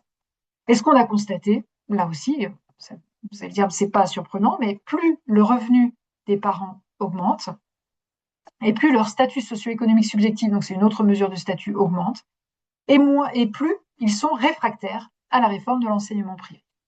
D'accord? Enseignement dont on sait qu'il est producteur et reproducteur d'inégalités, puisque les élèves qui vont dans les écoles privées sont avantagés ensuite dans leur insertion professionnelle, tout qu'en Angleterre. Et également, on sait que la proportion d'élèves de classes favorisées est beaucoup plus importante dans les écoles privées que dans les écoles publiques. Donc il y a un système de, c'est ce que certains auteurs appellent les hierarchy enhancing euh, intervention or practice. Okay. Donc, plus le revenu est élevé, plus le statut est élevé, plus les parents sont réfractaires. Et autre chose intéressante, je vous l'affiche ici, c'est qu'en fait, ce lien qui existe entre le niveau de revenu et le moindre soutien à la réforme de l'éducation privée, il augmente à mesure qu'augmentent les inégalités qui existent dans la société. C'est-à-dire, plus le système est inégalitaire, ou en tout cas perçu comme inégalitaire, et plus les parents avantagés résistent à la modification de ce système-là. Autrement dit, on comprend, quand on est dans un système inégalitaire, qu'on va devoir être performant à l'école et s'assurer un bon diplôme pour pouvoir faire sa place dans cette société et donc ne pas prendre le risque d'être déclassé. D'accord? Donc, les inégalités qui existent au niveau économique, sociétal, et ce que l'on en perçoit va augmenter le lien entre le niveau de revenu et la résistance à voir l'école changer. D'accord? Donc, ce que nous, on a interprété ces résultats en lien avec ce qu'on appelle la valeur économique des diplômes, c'est-à-dire le fait que les diplômes permettent d'accéder à des positions avantageuses sur le plan économique et que plus la société est inégalitaire, et plus c'est le cas en fait. C'est-à-dire que plus l'enjeu autour de la position sociale va devenir important. C'est ce qu'on a testé plus directement dans une dernière série d'études que je vais vous présenter, que j'ai appelée les études 4. Donc, dans les études 4, ce sont des études expérimentales qui ont été faites là aussi sur les parents d'élèves. Et donc, en fonction de la condition expérimentale, on amenait les parents à penser au fait que l'école, les diplômes scolaires, permettaient de prédire la réussite sociale, la réussite dans la vie, le niveau de richesse en tant qu'adulte. D'accord? Donc, dans les conditions expérimentales, on leur faisait lire un petit texte au départ où on leur disait, voilà, il y a un lien important entre la réussite scolaire et la réussite sociale. Autrement dit, plus un élève réussit à l'école, et plus il a de chances d'accéder à un emploi bien rémunéré à l'âge adulte. D'accord? Bon, ça c'est vrai. Quand on regarde toutes les statistiques, c'est vrai. C'est-à-dire que le niveau de réussite corrèle avec le niveau de revenu à l'âge adulte. Puis dans une condition contrôle, point de comparaison, on leur parlait de quelque chose, pas de l'école, mais on ne parlait pas du tout de l'enjeu économique, de la valeur économique du diplôme scolaire. D'accord? Ensuite, on mesurait à quel point ils pensaient être plutôt en haut ou en bas de l'échelle sociale pour avoir un indicateur de statut, même si c'est un indicateur subjectif. Et donc, je vais peut-être passer directement sur les questions. Non, si je vais quand même présenter. Voilà. Et donc, ce qui nous intéressait ici, c'était, OK, est-ce que les parents de statut élevé vont être plus réfractaires à avoir une méthode égalisante implémentée dans l'école de leurs enfants? D'accord? Donc, on pourrait se dire que, étant donné, voilà, qui sont avantagés, ils vont être un peu moins favorables à la mise en place de la méthode égalisante. D'accord? À l'inverse, on pourrait se dire que comme ils sont avantagés, ils ont le pouvoir peut-être de changer un peu les choses et donc ils vont soutenir la méthode égalisante. Ce n'est pas le cas. En réalité, c'est bien effectivement les parents de statut élevé qui sont les qui vont. Alors, il y a une erreur ici. Les parents avantagés, désavantagés socialement, on avantage soutenir. En fait, pardon, je n'ai pas souligné le bon. C'est bien les élèves de haut statut qui sont réfractaires à l'implémentation de la méthode, pardon, et pas le soutien de la méthode. La question qu'on s'est posée également, c'est est-ce qu'ils vont le faire dans tous les cas ou est-ce qu'ils vont le faire un peu plus lorsqu'on leur a rappelé l'importance de l'école pour déterminer la réussite sociale ou un peu moins lorsqu'on leur rappelle l'importance de l'école? Donc, vous l'aurez compris, notre hypothèse, c'est qu'ils vont le faire un peu plus dès lors qu'on rappelle l'importance de la réussite scolaire pour déterminer le salaire à l'âge adulte, donc la réussite sociale. D'accord? Donc, dans cette étude, on a utilisé le protocole que je vous présentais tout à l'heure et alors, vous n'avez pas besoin de rentrer dans le détail des analyses, mais simplement, je vais décortiquer les résultats de l'étude 1. Là, c'était des parents qu'on avait recrutés dans la rue. Qu'est-ce qu'on observe?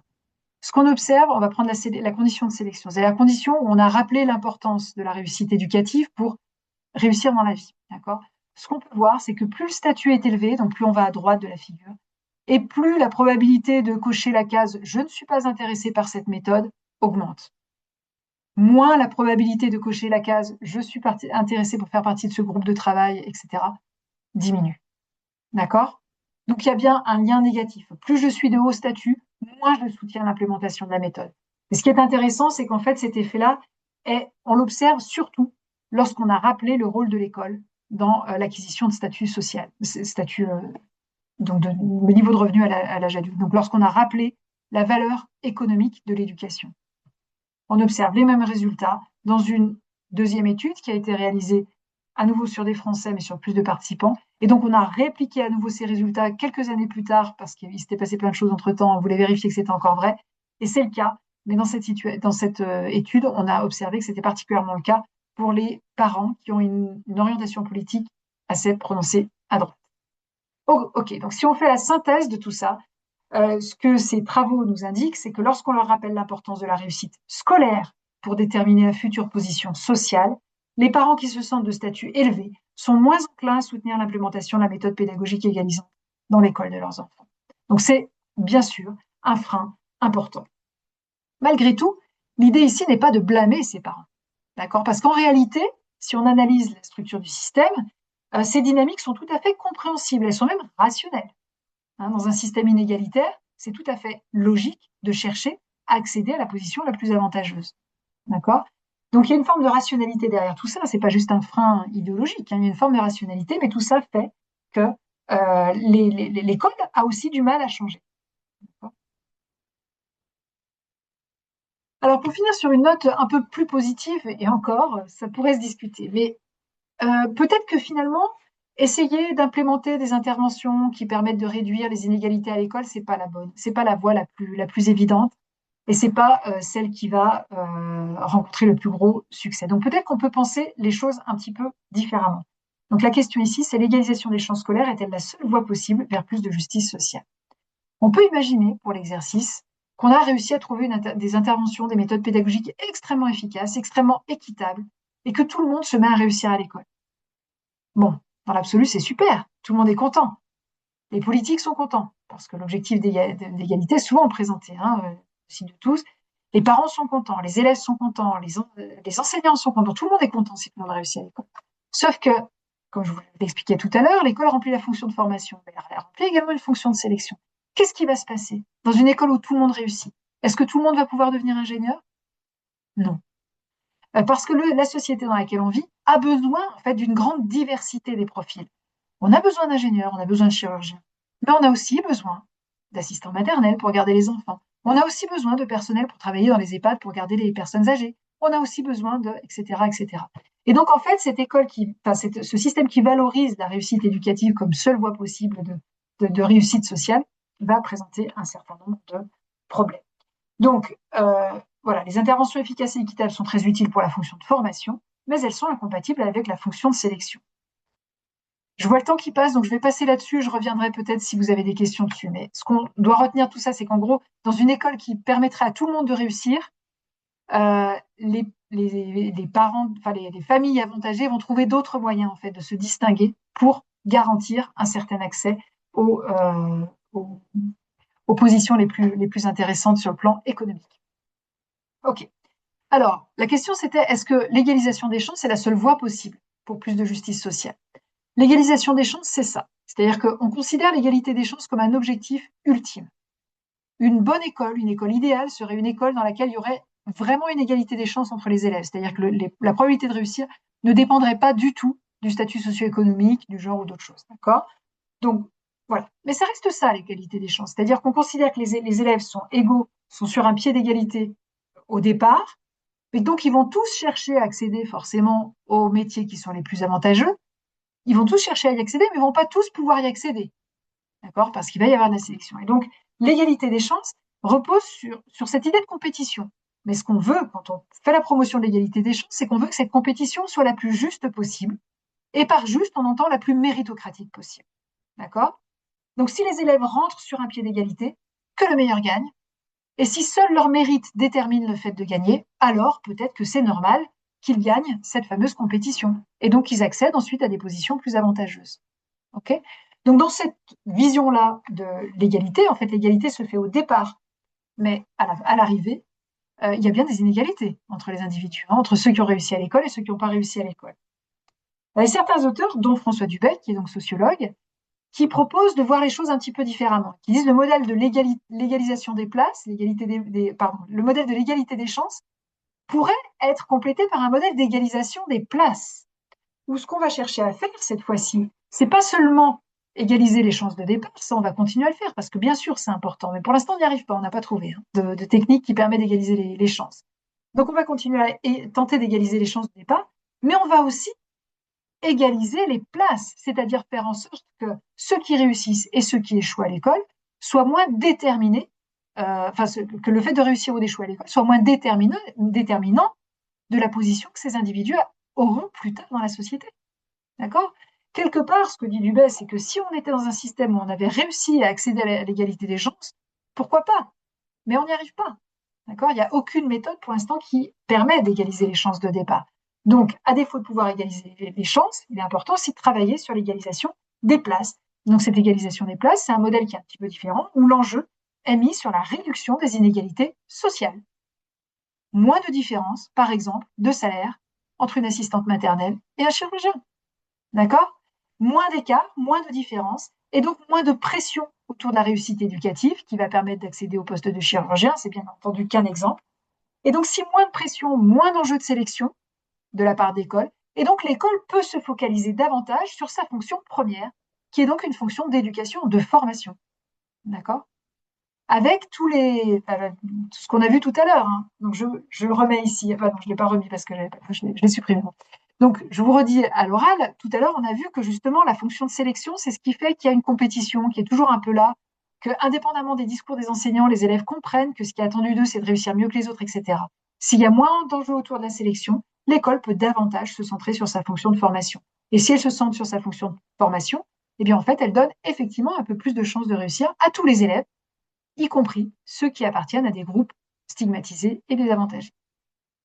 Voilà, je m'arrête là. Je vous remercie de votre attention et donc je suis prête à répondre aux questions si vous en avez, bien entendu. Grand merci pour cette présentation, vraiment très intéressante. Vu le timing, je propose de directement passer à des questions. Est-ce que ceux qui auraient des questions pourraient lever la main?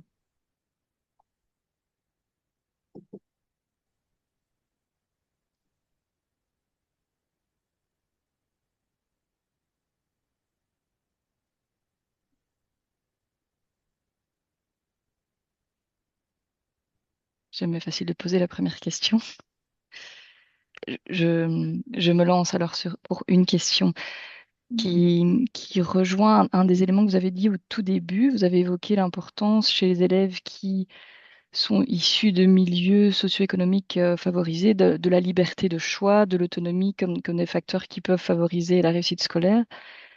Est-ce que dès lors, vous observez de meilleurs résultats avec des pédagogies qu'on pourrait nommer actives, qui développent davantage l'autonomie et la capacité de choix chez tous les élèves? Et est-ce que ces effets sont similaires selon les origines socio-économiques, ou on pourrait dire que les élèves de niveau socio-économique plus bas ont une meilleure progression grâce à ce type de pédagogie, ou bien ce type de sujet est écarté de vos analyses et de vos études?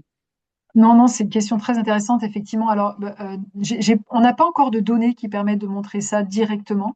Il y a toujours, il y a une ambiguïté en fait. C'est-à-dire que sur tout ce qui est pratique pédagogique efficace, donc voilà, en fait, c'est un peu à double tranchant parce que une pratique qui est efficace pour tous les élèves, elle est intéressante à mettre en place. Mais en fait, ce que certaines recherches montrent, c'est que ceux qui en tirent le plus de bénéfices, c'est souvent ceux qui sont déjà en adéquation avec l'école, et donc c'est souvent ceux en fait qui en ont le moins besoin. Donc même si elle est efficace pour tout le monde, elle fait progresser tous les élèves, mais elle peut avoir pour effet d'accentuer les différences. Donc un peu comme notre méthode augmentante. Donc ça, c'est un premier élément de réponse. C'est l'effet Matthew hein, qui a été mis en évidence notamment aux États-Unis avec des politiques publiques qui ont été mises en place, par exemple, dans les écoles maternelles pour réduire les inégalités de réussite. Et donc, ces interventions visaient principalement les élèves défavorisés. Sauf que quand elles ont été généralisées à l'ensemble de la population, en fait, elles ont accentué les écarts parce que ceux qui s'en sont le plus saisis ont été finalement les élèves plutôt favorisés. Bon, bref, ça, c'est un premier élément de réponse. Un autre élément de réponse, là aussi, une recherche américaine, on n'a jamais testé directement ce que vous dites, mais il y a une recherche américaine qui a été faite bon, sur des étudiants, donc c'est quand même un peu différent, où elle présentait l'université, donc la chercheuse qui a travaillé là-dessus s'appelle Nicole Stevens, et elle présentait l'université soit comme un endroit où les étudiants allaient pouvoir développer leur autonomie, leur liberté de penser, etc., soit comme un endroit où ils allaient pouvoir coopérer entre eux, collaborer, appartenir à un groupe, etc. Et ce qu'elle a observé, après elle leur a fait faire une tâche de performance, et elle a observé que l'écart de performance en fonction de l'origine sociale était plus prononcé lorsqu'on les avait amorcés sur la question de la liberté, l'autonomie, etc. Donc ça répond quand même un petit peu à ce que vous dites. C'est-à-dire que quand on fait ça, on le fait avec de bonnes intentions. C'est-à-dire quand on met en place des pratiques pour favoriser l'autonomie, l'autorégulation, etc., on le fait souvent avec de bonnes intentions et c'est souvent efficace. Mais finalement, ceux qui en bénéficient le plus sont souvent ceux qui sont plus en adéquation avec ces valeurs-là. Donc souvent les avantagés. D'accord, merci pour votre réponse. Je vois une question de Gaël Rogier de Rennes. Je t'en Oui, prie. merci beaucoup pour la présentation et ça, bon, ça recoupe les observations qu'on fait aussi sur le terrain quand je vous écoutais sur le fait du refus enfin que plus il y a de l'incertitude et plus les individus sont mis en compétition et plus ils se recentrent sur la défense de leurs intérêts personnels et ceux de leurs enfants. On le voit très très bien par exemple sur les questions de cartes scolaires. Quand on essaye au niveau des cartes scolaires de favoriser la mixité socio-scolaire, on voit que qui monte au créneau contre ces cartes scolaires qui favorisent en fait le mélange la mixité sociale, c'est bien les familles de milieux favorisés qui ont peur que, en fait, c'est toujours cette idée que le niveau global de l'établissement va baisser et que leurs enfants vont souffrir en fait de cette mixité socio-scolaire, alors que les études montrent que non, ça bénéficie effectivement à ceux peut-être qui sont de milieux moins favorisés, mais que ça n'abaisse pas le niveau et au contraire, ça travaille d'autres choses comme les compétences psychosociales, le vivre ensemble. Donc ça, c'est évident. Mais ma question, c'était plus, est-ce que dans vos études, vous avez étudié des pays ou des systèmes moins centralisés qu'en France? Parce que nous, en tant que ville, des fois, on a l'impression d'être un peu dans un système schizophrène où il y a un système très centralisé qui vient du national, du ministère de l'Éducation, voilà, avec des attendus, et que nous, en local, on travaille plus sur d'autres attendus et on a du mal parfois à travailler l'alliance éducative, en fait, ce qu'on appelle la continuité ou la complémentarité des temps éducatifs entre les temps scolaires, les temps périscolaires, entre les apprentissages dits formels et les apprentissages plus informels que nous on travaille. Et est-ce que quand cette alliance se fait, en gros, est-ce qu'on arrive à mieux lutter contre les inégalités éducatives? Et est-ce que vous avez voilà, dans vos études des données là-dessus sur le fait que, parce qu'en France, on est dans un système très inégalitaire et très centralisé par ailleurs. Donc, est-ce qu'il y a une corrélation aussi? Oui, alors j'ai pas d'éléments de réponse à cette Mm. question. Et c'est vrai qu'en fait, le pouvoir des collectivités locales est parfois limité, enfin, notamment en France, parce que c'est vrai qu'il y a des choses qui sont très centralisées. Alors après, comparer les différents pays, c'est toujours compliqué parce qu'il y a beaucoup de choses qui covarient, en fait. Et donc, on n'arrive pas souvent à savoir quel est le facteur qui fait que, par exemple, en France, on sait que les inégalités éducatives sont particulièrement importantes. On nous le rappelle à chaque fois, nouveau résultat de PISA. Mais c'est difficile de savoir pourquoi. Une des raisons, ça peut être effectivement l'existence des grandes écoles, etc. Une autre raison, ça peut être le système de sélection qui commence quand même relativement tôt, même si dans d'autres pays, il est encore plus tôt. Donc, c'est difficile de savoir vraiment ce qu'il en est. Donc, je ne peux pas répondre à votre question. Malheureusement, je ne sais pas si. Mais en tout cas, je sais que le travail sur donc ce que vous appelez l'alliance, c'est vraiment des choses qui sont dans l'air du temps. C'est-à-dire que c'est des choses auxquelles les chercheurs travaillent et réfléchissent en ce moment. Il y a plusieurs grandes études qui ont été lancées récemment et qui portent justement là-dessus. C'est sur la question de comment, voilà, comment impliquer notamment les familles dans l'école, comment les faire participer et à quel point ça peut représenter des avantages pour la réussite des enfants et la réduction des inégalités. D'accord. On veut bien être terrain de recherche, hein, si vous voulez. Ah bah, ok. Alors je le Et note, hein, en parce que... lien, et en lien avec vos collègues de Rennes 2 aussi. Ah bah On est, oui, on a des on est en collègues train de ici. monter une chaire de recherche sur l'éducation. Donc, voilà. À Rennes, ah, d'accord, ok, super. Mm. Bon, ben voilà, je prends note. Merci.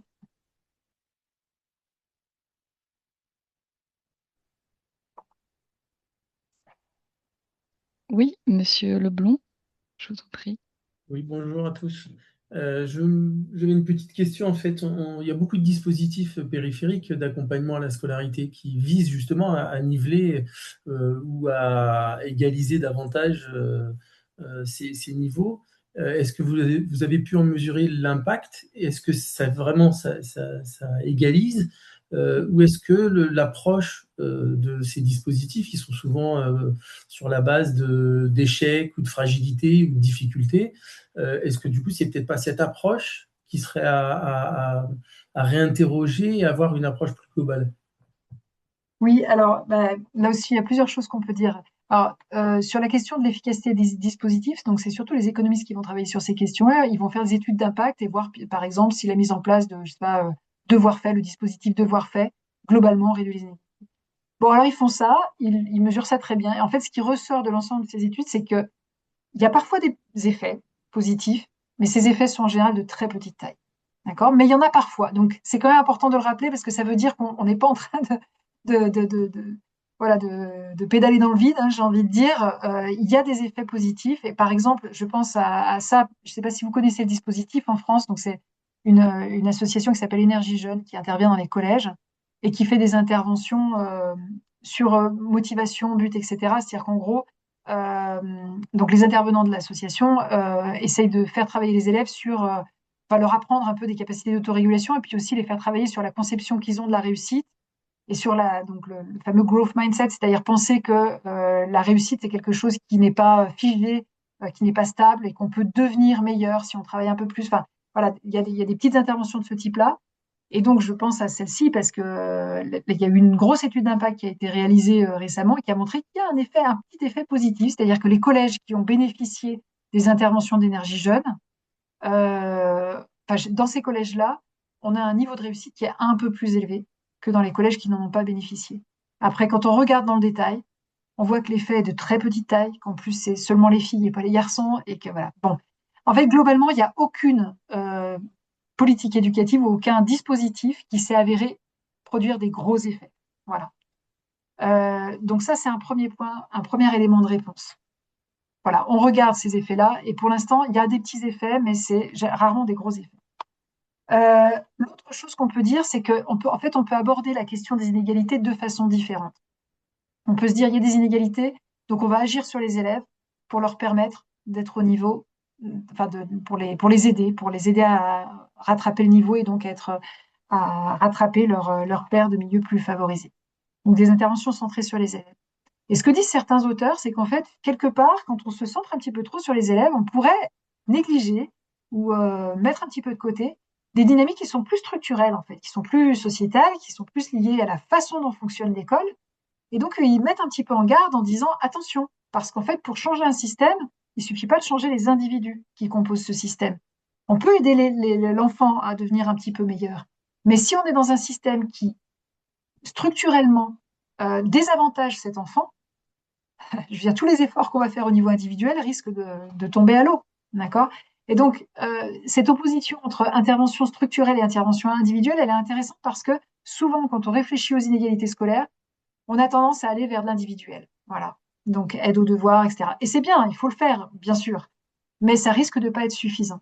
Hein, si on prend par exemple l'éducation privée, je trouve que c'est l'exemple le plus typique, c'est-à-dire qu'on peut mettre en place tout un tas de dispositifs d'aide aux devoirs, etc. Mais tant que l'école structurellement en fait donne plus à ceux qui déjà ont plus, je veux dire, les dispositifs individuels vont jamais suffire en fait à compenser ça. Donc voilà. Dans l'idéal, il faudra agir sur les deux à la fois. Je ne sais pas si ça répond à votre question. Ouais. Merci. Je vous propose de passer à la présentation des projets que les villes de Katowice, Rennes et Bruxelles ont mis en place pour lutter contre les inégalités et qui peuvent inspirer d'autres villes et être reproduites facilement. Et nous aurons l'occasion de revenir après cette présentation sur d'autres questions, à la fois sur la conférence de Madame Darnon et sur les présentations des villes. Nous allons commencer par écouter notre spécialiste Maciej du département de la politique sociale de la ville de Katowice en Pologne. Il va nous partager la manière dont la ville a pu répondre à la crise des réfugiés en développant des initiatives à la fois éducatives et sociales qui étaient destinées aux enfants et aux familles, avec une attention qui était particulièrement portée à l'inclusion et à l'égalité des chances. Elle va être en anglais.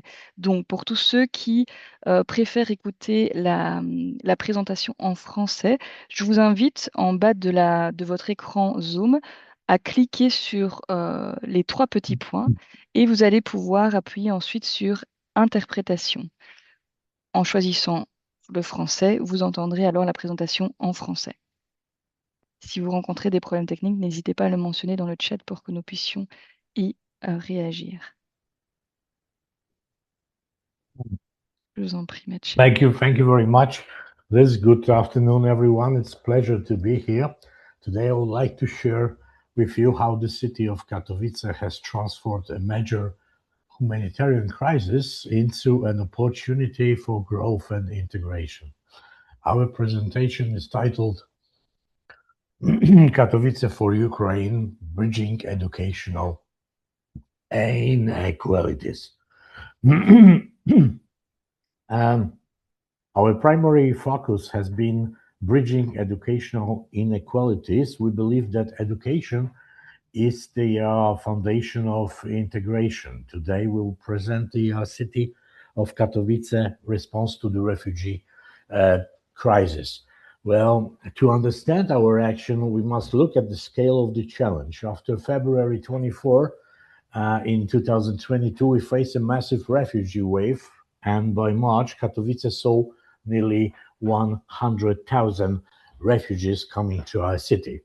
So our priority was immediate inclusion into educational system, and this was made possible through a crucial partnership with UNICEF, but also the city actions. From the very start, all the city was involved, and we spent more than 100 million Polish zloty, and we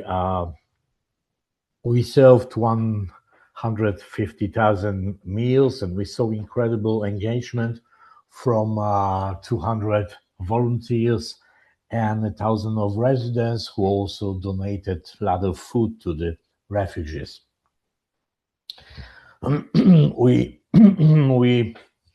We built our strategy on 3 pillars. The first was integration and psychosocial support.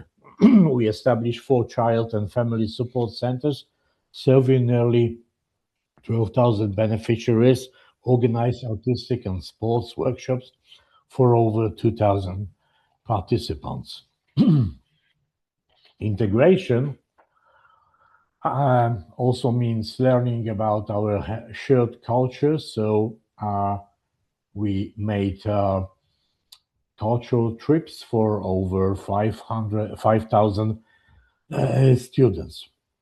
To ensure the safety in schools, we implemented the Rescue application to monitor peer violence. Our second pillar was an access to learning, and the backbone of this was in position of an intercultural assistant who supported over 11,000 individuals in schools. We also provided Polish language lessons, created sensory integration rooms, and distributed textbooks to those in need. The third pillar was about infrastructure and training. We didn't just help students, we trained more than 1,500 teachers to manage multicultural classrooms. We also equipped the schools with the laptops, several hundreds of them, and provided nutritional support to over 3,000 kids. Well, integration happens everywhere, not just in school.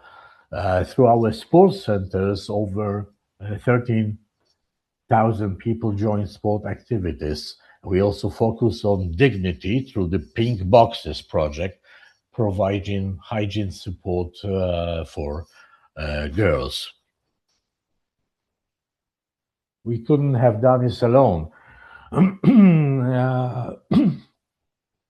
There is the power of NGOs and the Regional Volunteer Center train over 1,000 volunteers, including also 160 Ukrainians.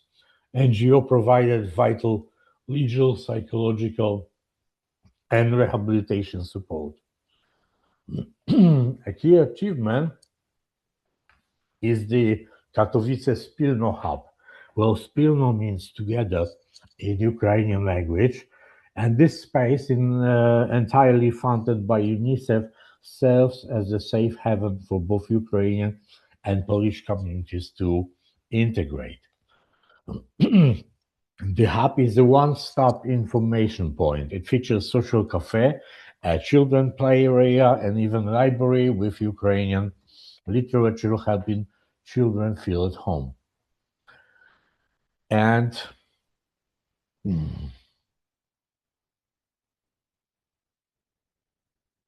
Spilno provides holistic services from psychological counseling and speech therapy to workshops on healthy eating and counteracting discrimination. In summary, the Spilno is the heart of our integration model. It operates at zero cost to the city budget while providing a sense of community to nearly 12,000 people.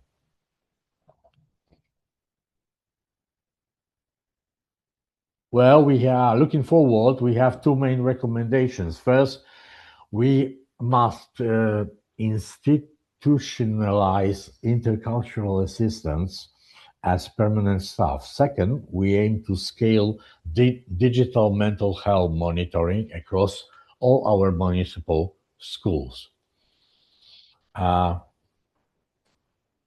Thirdly, we want to evolve refugee centers into permanent neighborhood hubs for all residents. Finally, we are launching now vocational language training to help parents enter the labor market and achieve economic independence. We have identified and addressed key obstacles: language barriers, trauma, digital gap, and safety.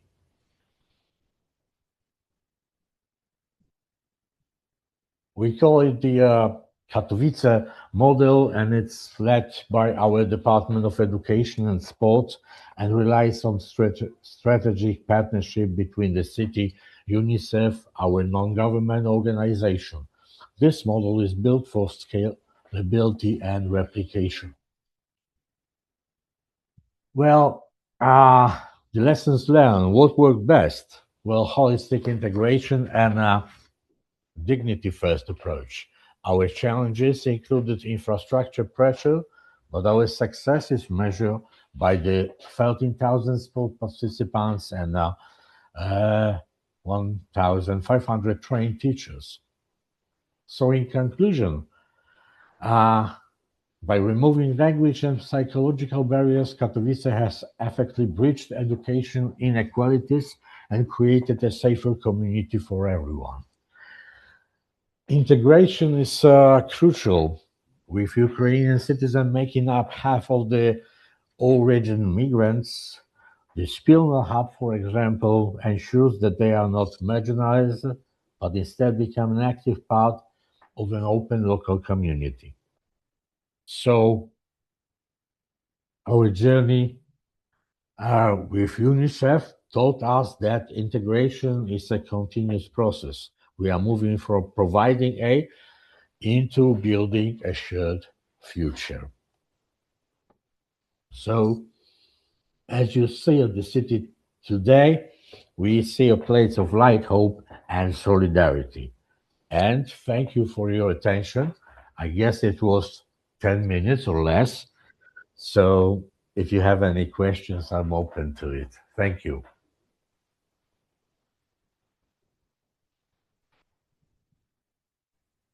Merci beaucoup pour cette présentation. Est-ce que vous avez des questions?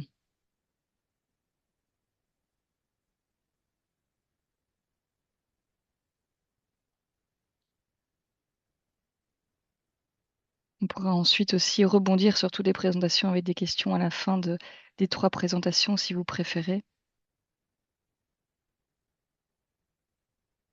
Je propose de fonctionner comme ça. Alors, on va faire directement les 3 présentations et on aura une séance de questions-réponses à la fin pour permettre à chacun d'avoir des propositions de questions. Nous accueillons maintenant la ville de Rennes avec Nicolas Gauvin et Gaël Rougier, tous deux membres de la ville de Rennes et participants actifs à l'Association internationale des villes éducatrices. Ils vont faire une présentation également consacrée à cette lutte contre les inégalités scolaires à travers des dispositifs variés qu'ils vont pouvoir vous mettre en avant maintenant. Je vous donne directement la parole et le partage d'écran pour la présentation. Est-ce que vous voyez quelque chose? Ah, c'est bon? Oui, tout à fait. Ouais. Ok. Gaël, je te laisse la parole pour la première slide, peut-être? Je ne vais pas parler trop longtemps, parce que sinon ça va être trop long. Peut-être juste une remise en contexte de ce qu'on va vous présenter, notamment pour les collègues qui connaissent moins le système français. Donc, comme je disais, il y a un système en France qui est sur deux pieds des compétences partagées entre le ministère de l'Éducation, donc un système au national assez centralisé, et puis les collectivités locales qui, elles, organisent dans le fonctionnement le système des écoles et des collèges et des lycées, un système quand même aussi en France où il y a une corrélation très très forte entre les inégalités sociales et les inégalités scolaires, et donc la réussite à l'école, avec un système français axé beaucoup sur justement la compétitivité, en fait, sur la réussite, avec un regain ces dernières années tout un discours autour justement de la méritocratie et du mérite et de la réussite individuelle à l'école. Et donc l'action de la ville et l'action partenariale sur le terrain de la ville, l'État, avec l'État et l'éducation nationale, s'inscrit dans ce paysage, ce qui amène parfois à une forme de schizophrénie aussi entre un système global et puis les expériences locales et ce qu'on appelle entre le droit commun en fait, et puis ces expériences locales qui ressortent pour beaucoup de la politique de la ville, qui est une politique en fait dédiée à la lutte contre les inégalités sociales et éducatives en quartier populaire, qu'on appelle même en France maintenant quartier politique de la ville. Donc, c'est des approches qu'on essaye de rendre complémentaires, mais c'est vrai que par exemple, le projet de réussite éducative qu'on va vous présenter repose sur une approche justement globale vraiment de l'éducation et avec évidemment, on est beaucoup moins axé, nous, sur la réussite scolaire, même si c'est aussi un objectif, mais c'est l'accès aux droits des familles, l'accès au logement, à la culture, enfin à la citoyenneté pleine et entière, avec un accent fort mis sur l'accompagnement des parents et donc l'accompagnement à la parentalité, et puis, comme je l'évoquais tout à l'heure, la mixité scolaire. Et d'ailleurs, on parle, nous, d'enfants ou d'adolescents quand l'éducation nationale parle d'élèves. Et donc, voilà, c'est aussi la différence. Et donc, le projet de réussite éducative là, qui va vous être présenté, qui porte les cités éducatives, on est vraiment au croisement, à l'articulation de l'animation sociale et du travail social dans l'accompagnement des familles les plus éloignées de l'école et les plus éloignées de l'offre aussi municipale. C'est vraiment le bras armé des villes dans la lutte contre les inégalités sociales et éducatives. Du coup, je vais prendre la suite. Donc, effectivement, comme Alain Rougier le présentait, on a une approche très intégrée et globale pour lutter contre les inégalités en agissant sur les enfants, enfin, sur l'environnement des enfants les moins favorisés socialement et culturellement, avec le dispositif de réussite éducative, un dispositif d'animation famille et ce qu'on appelle les cités éducatives. Donc, on part de l'accompagnement individuel à de la mise en œuvre d'actions collectives qui agissent sur l'environnement de l'enfant et l'ensemble des acteurs éducatifs qui interviennent sur le territoire premier de l'enfant. Sur le PRE, l'idée, c'est d'avoir un projet, c'est d'identifier les enfants qui présentent des difficultés parfois de réussite scolaire et des difficultés sociales pour définir un projet personnalisé autour de l'enfant. Projet personnalisé qui est travaillé à partir d'un diagnostic et avec l'ensemble des acteurs éducatifs qui se retrouvent autour d'une cellule qu'on appelle une cellule de réussite éducative. L'idée, c'est de couvrir tous les champs de réussite de l'enfant, justement, parce que comme c'est signalé, parfois l'éloignement culturel ou la culture initiale et les problématiques sociales font qu'effectivement la réussite derrière est plus compliquée. La réussite éducative de l'enfant est rendue plus compliquée. Donc avec l'idée d'agir de manière temporaire sur une dynamique qui permet de remettre l'enfant dans une situation de réussite en agissant auprès de l'enfant, mais aussi auprès de son environnement premier. Donc on travaille entre concertation entre professionnels, partant du principe qu'effectivement c'est pas que un sujet d'enseignant, voilà, mais aussi c'est aussi un sujet de travailleur social, ce qu'on appelle nous l'animation et l'éducation populaire. On évite l'empilement d'actions justement pour mettre en cohérence l'accompagnement de l'enfant et pour avoir une proposition de construction et de parcours éducatif cohérent. Donc on s'adresse aux enfants identifiés entre 5 et 16 ans sur les territoires qu'on appelle, nous, les territoires politiques de la ville. Donc, c'est les territoires qui présentent une grande précarité éducative et sociale sur les publics habitants. Et avec le principe du volontariat et de l'adhésion des parents sur le dispositif. Donc, l'adhésion est forcément indispensable. Le principe, c'est qu'on n'est pas dans l'injonction et l'imposition d'une démarche, mais on travaille et on construit avec les parents et l'enfant. On travaille sur les pratiques éducatives et le lien avec ce qu'on appelle le droit commun, c'est-à-dire législation. C'est qu'on vient justement renforcer déjà ce qui est mis en place sur le droit commun pour les enfants les plus en difficulté, les plus éloignés. Pour ça, on a un référent qui accompagne l'enfant et qui organise la coordination de l'ensemble des acteurs qui vont travailler autour de l'enfant. Et qui va animer cette équipe pluridisciplinaire, donc avec un représentant de l'éducation nationale du premier ou de second degré, donc voilà, des représentants du domaine de la santé, du domaine aussi socio-culturel, donc voilà, l'éducation populaire et des représentants de la prévention spécialisée. Aujourd'hui, le PRE, c'est donc un cofinancement et un travail partenarial avec différents acteurs institutionnels. Donc, l'État finance le dispositif à hauteur de 363 000 €, la ville à hauteur de 340 000 € et la CAF, alors la Caisse d'allocation familiale, qui est un dispositif peut-être très français, je ne sais pas, de 35 000 €. Et ce qui permet aujourd'hui d'avoir un suivi individualisé de 774 enfants avec un accompagnement qui est supérieur à 1 an pour 80% des enfants et supérieur à 3 ans pour 50% des enfants. Ce dont on s'aperçoit aujourd'hui, c'est qu'on a aussi un creusement des inégalités et certainement une paupérisation des publics qui fait qu'on a des besoins de plus en plus forts sur ces quartiers qu'on identifie comme tels. Ensuite, on agit aussi, le deuxième dispositif, c'est qu'en complémentarité, on agit aussi sur l'accompagnement des familles. Donc là, on a une approche plutôt individuelle et d'accompagnement de la parentalité, justement pour permettre aux familles d'accompagner leur pouvoir d'agir en tant que parents.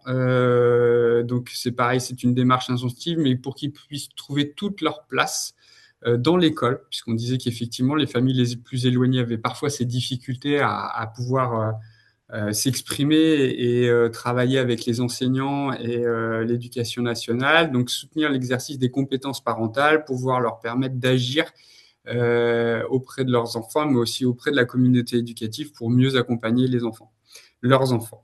Donc on a des espaces parents dans les écoles concernées, donc on a 16 espaces parents qui sont animés par des professionnels et qui permettent d'animer des groupes collectifs et de faire de l'accompagnement individuel sur les familles, ce qui représente aujourd'hui voilà, une participation assez conséquente de 4 700 participations en 2024.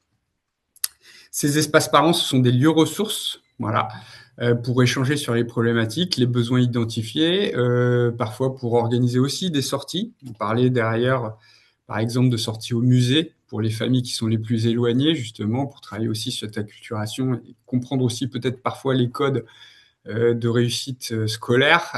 Voilà, il y a des rencontres hebdomadaires et une sensibilisation, et on travaille sur plusieurs thématiques avec les parents autour de l'usage des écrans, de la vie sexuelle et affective, des sujets de santé, d'hygiène bucco-dentaire et autres. Donc, pareil, on travaille toujours sur un principe de coordination d'acteurs éducatifs et sociaux. Donc, il y a plusieurs intervenants, des infirmières santé, des associations aussi qui travaillent autour des compétences psychosociales, des associations de prévention aussi et des structures qui sont sur les quartiers et qui accompagnent les familles au quotidien.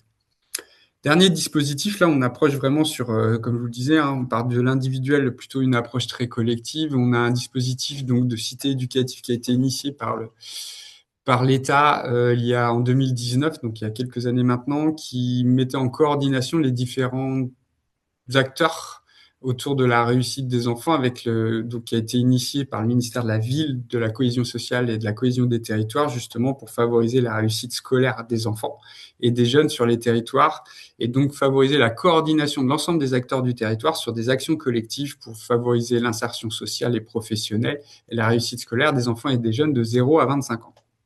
Avec 3 axes forts: conforter le rôle de l'école, voilà, comme acteur de la réussite éducative, sachant que ça peut paraître contradictoire avec tout ce qui a été relevé autour de la méritocratie et des enjeux de compétition qui peuvent parfois exister à l'école.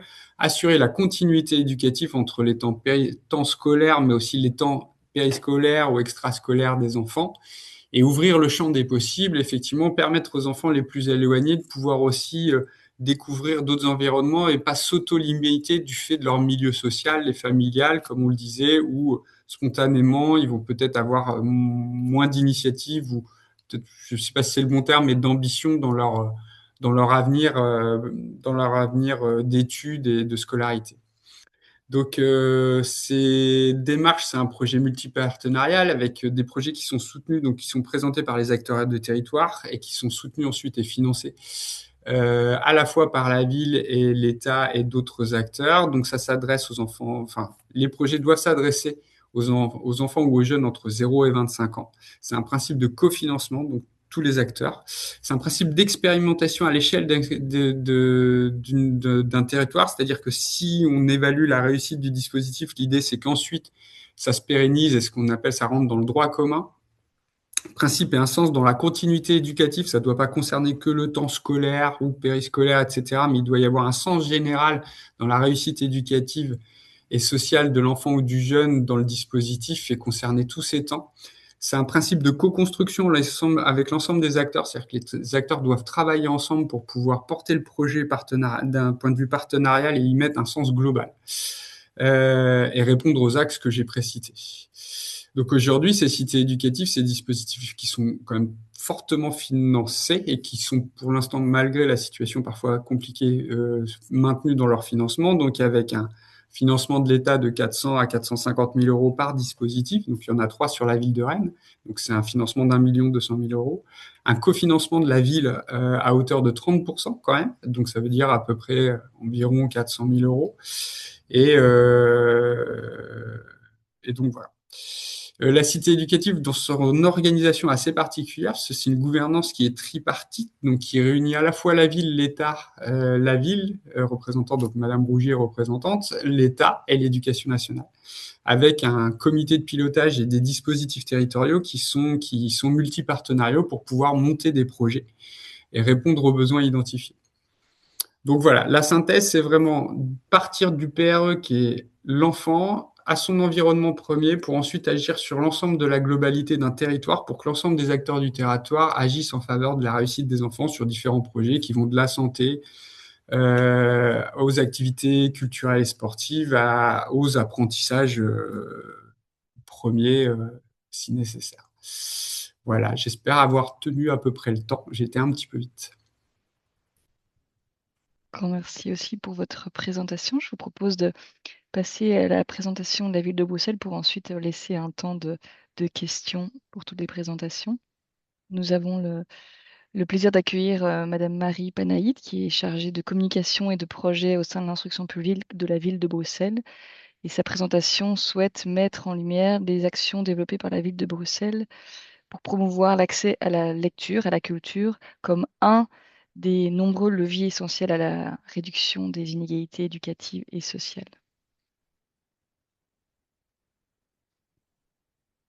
nous voyons bien l'écran. Mais en version comme ceci.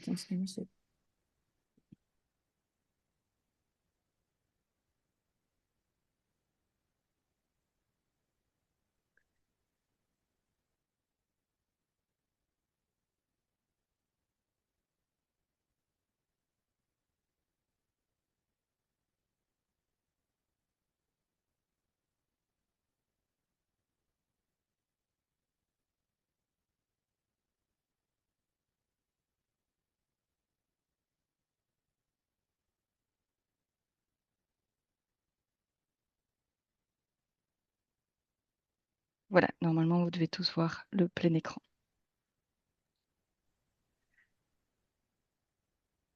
Donc, bonjour à tous. Je suis très contente aujourd'hui de prendre la parole pour la première fois dans le cadre de l'Association des villes internationales éducatrices.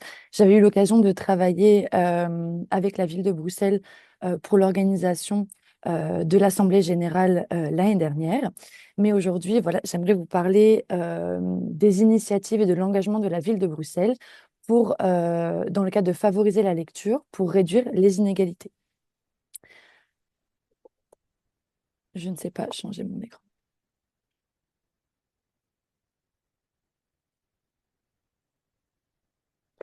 Donc, j'aimerais partir d'une question simple. Comment la lecture peut-elle contribuer au développement de l'enfant et à la réduction des inégalités? Donc, à la ville de Bruxelles, il y a de nombreuses initiatives qui sont mises en place autour de cette thématique, tant elles sont essentielles dans les parcours des enfants. La lecture y occupe une place centrale, bien au-delà de la simple acquisition de compétences.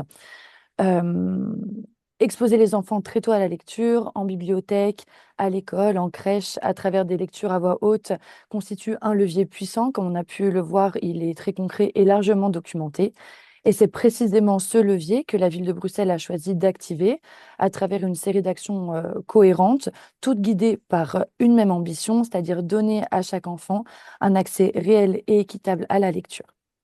Par manque de temps, je ne vais pas pouvoir présenter l'ensemble de ces initiatives, mais quelques-unes pour vous montrer des outils concrets que l'on met en place. Ces actions, elles poursuivent leurs objectifs. Elles suivent plusieurs objectifs. Donc, c'est réduire les inégalités d'accès à la culture, développer le langage, favoriser la réussite scolaire et surtout donner le goût de lire. J'aimerais commencer déjà par l'école. La ville de Bruxelles donc, a fait un choix fort, c'est-à-dire faire entrer la lecture dans le quotidien de chaque enfant.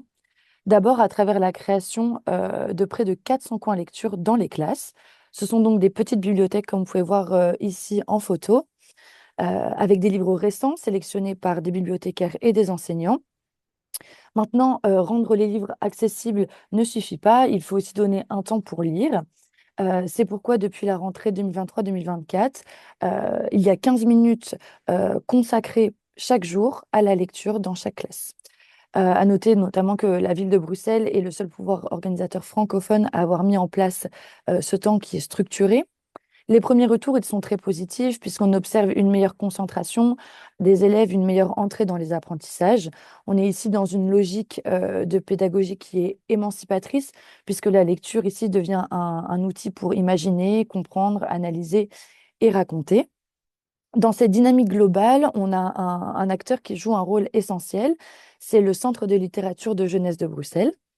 Euh, pour le définir rapidement, c'est le pôle jeunesse de l'opérateur d'appui de la région de Bruxelles-Capitale pour les bibliothèques publiques francophones.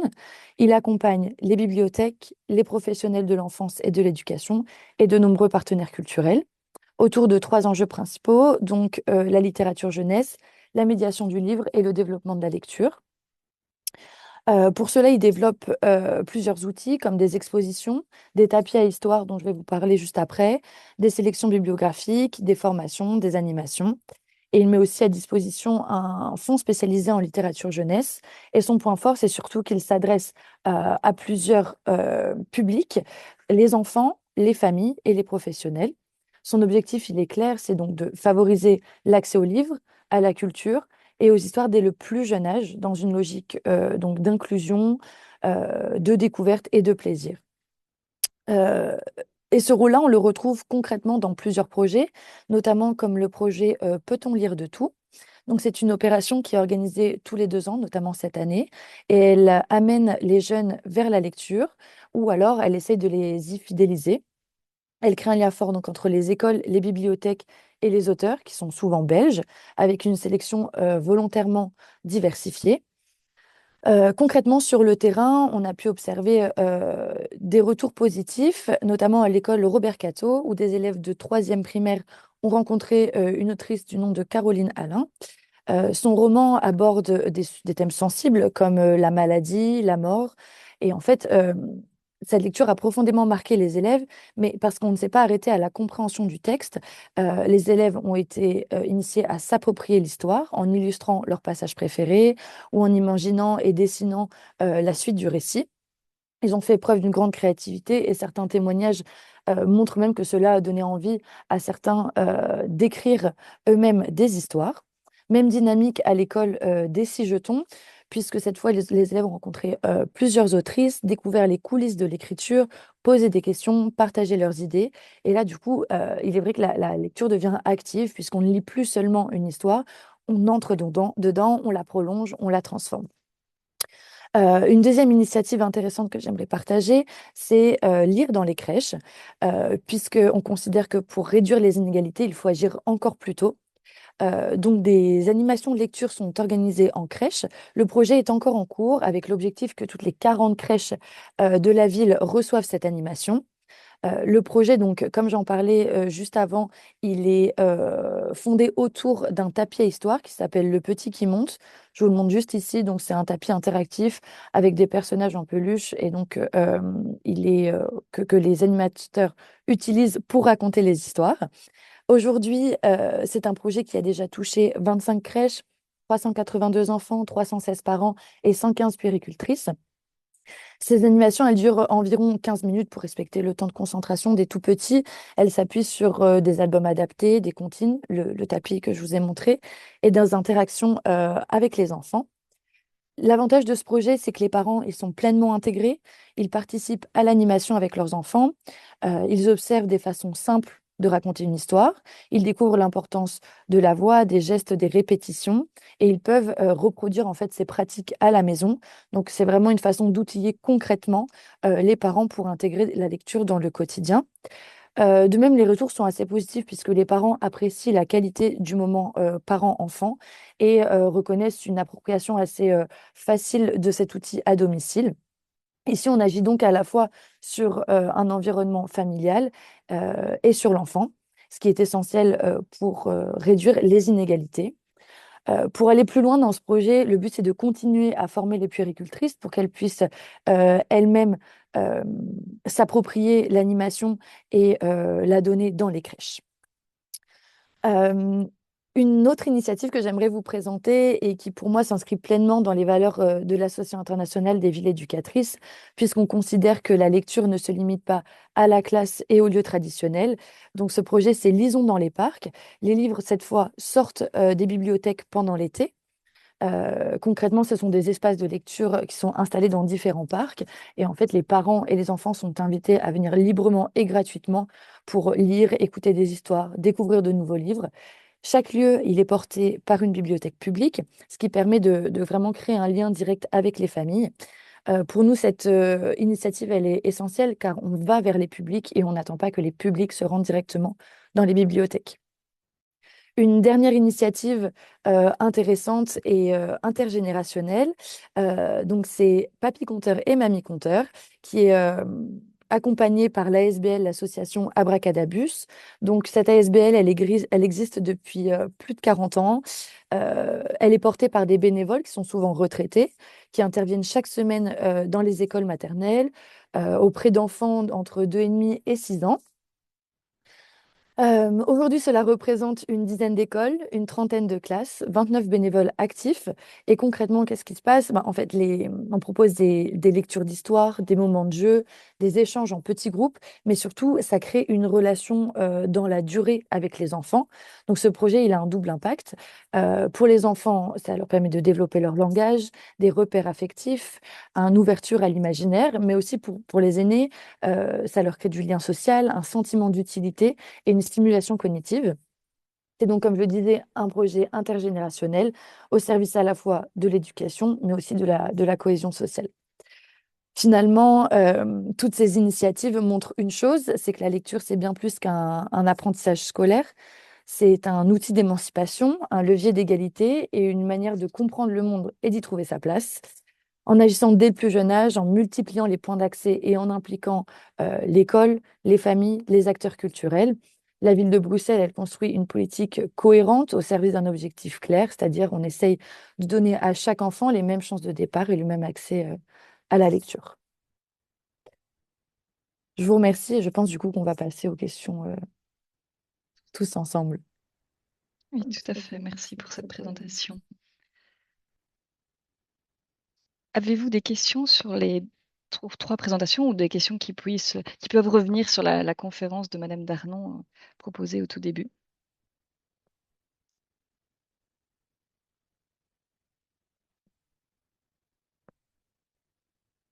Comme toujours, la première question, c'était la plus compliquée. Alors, je me lance pour une question à Katowice. Vous avez présenté une approche très globale qui combine à la fois le soutien psychologique, mais aussi un accompagnement linguistique, des activités culturelles et l'intégration scolaire. Est-ce que, en termes d'impact, parmi toutes les actions que vous avez mises en place, vous reconnaissez dans l'une ou l'autre un impact plus déterminant pour réduire les inégalités que vous avez pu observer auprès des enfants réfugiés? Et si oui, comment observez-vous cela?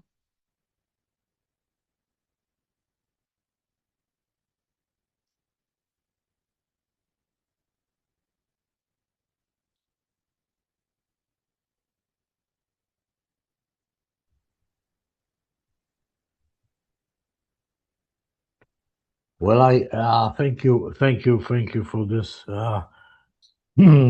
question. Well,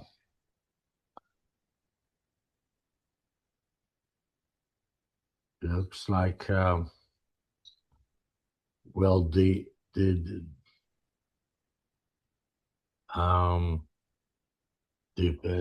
impact the impact that we noticed that well the schools are the first contact point, and so we refer children with deeper needs to sensory integration and psychologies that we have and well mm, the also the impact was that the backbone of the model was the intercultural assistants that I mentioned. They were hired. Some of them were Ukrainians. Most of them were Poland's, but they supported. They were not just the translators or assistants. They provided the emotional support. They helped teacher understand the cultural context and the trauma and the war trauma, and facilitate communication between school and the Ukrainian parents as well.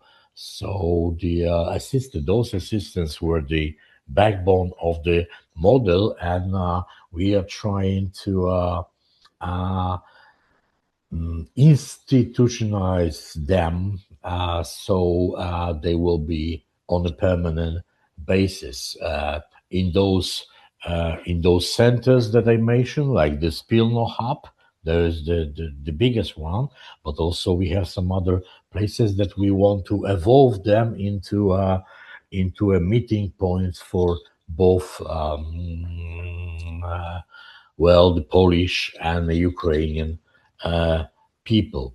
So what we need to think about now is that the UNICEF actually is gone at the moment with their project. I mean, their support is gone, so all the expenses went into the budget of the municipal budget of Katowice. But this is we treat it as the let's say we treat it as an investment rather than a danger to our budget. So the successful integration prevents long-term social costs such as unemployment or social exclusion.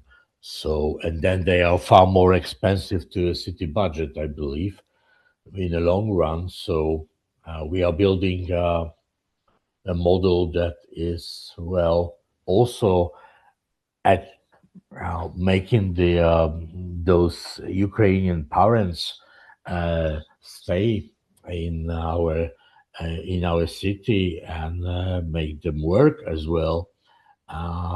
So that makes Katowice also more attractive for international investors and a more stable place. I think. I don't know if that clears everything, but that's my answer.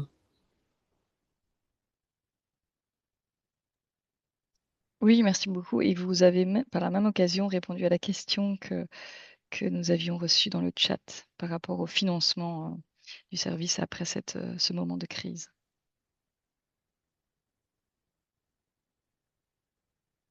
Y a-t-il d'autres questions? Yes.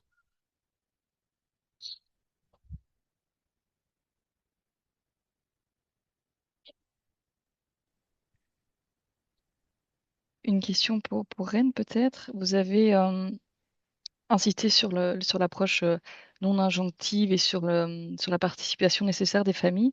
Et je me demandais comment vous êtes arrivé, pardon, à impliquer les parents qui initialement étaient peut-être les plus éloignés des institutions éducatives et donc moins impliqués. Comment arriver à impliquer les parents, peut-être si on reprend la présentation du début des parents de différents niveaux socio-économiques? Je sais pas, Gaël, tu veux intervenir ou j'interviens? Vas-y. J'y vais. C'est vraiment un travail de proximité pour le coup, c'est-à-dire qu'effectivement, il y a déjà quand on identifie la situation est souvent identifiée par les enseignants eux-mêmes. Donc, qui bénéficient d'une forme de légitimité aussi à souligner la difficulté. Et ensuite, effectivement, à partir de ça, ils saisissent le référent de parcours et il y a une première rencontre individuelle qui est faite où effectivement on fait le constat des difficultés et de la proposition, déjà de première proposition qui est faite. Ça peut prendre parfois du temps.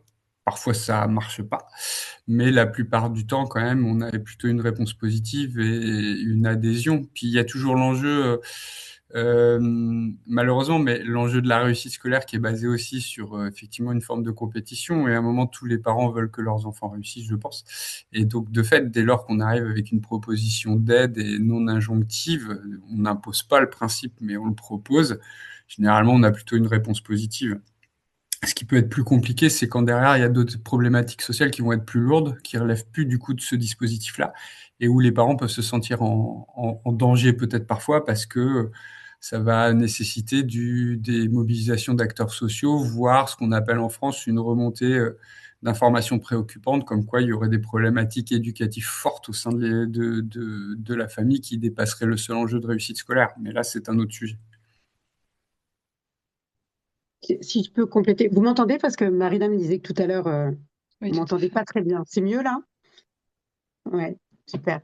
C'est aussi c'est une relation de confiance aussi qui se tisse, un peu comme dans tout travail social quelque part. C'est-à-dire qu'il y a pas justement, comme on est en dehors des enjeux des purs résultats scolaires et qu'on est dans une relation du quotidien, les agents du projet de réussite éducative vont au domicile des familles aussi éventuellement. Donc il y a une vraie relation de proximité et de confiance et une relation bienveillante. C'est-à-dire que c'est vraiment l'idée d'aller chercher les parents aussi avec ce qu'ils sont, là où ils sont, et pour les emmener vers du commun éventuellement et vers une meilleure peut-être appréhension des codes de l'école et puis peut-être de la ville.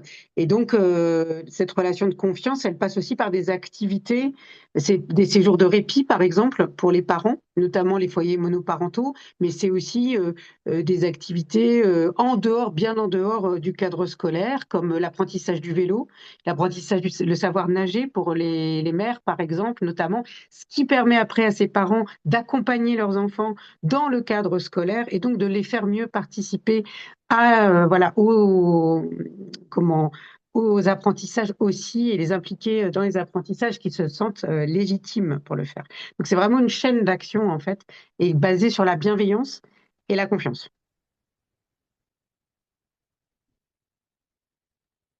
Merci pour votre réponse. Y a-t-il d'autres questions?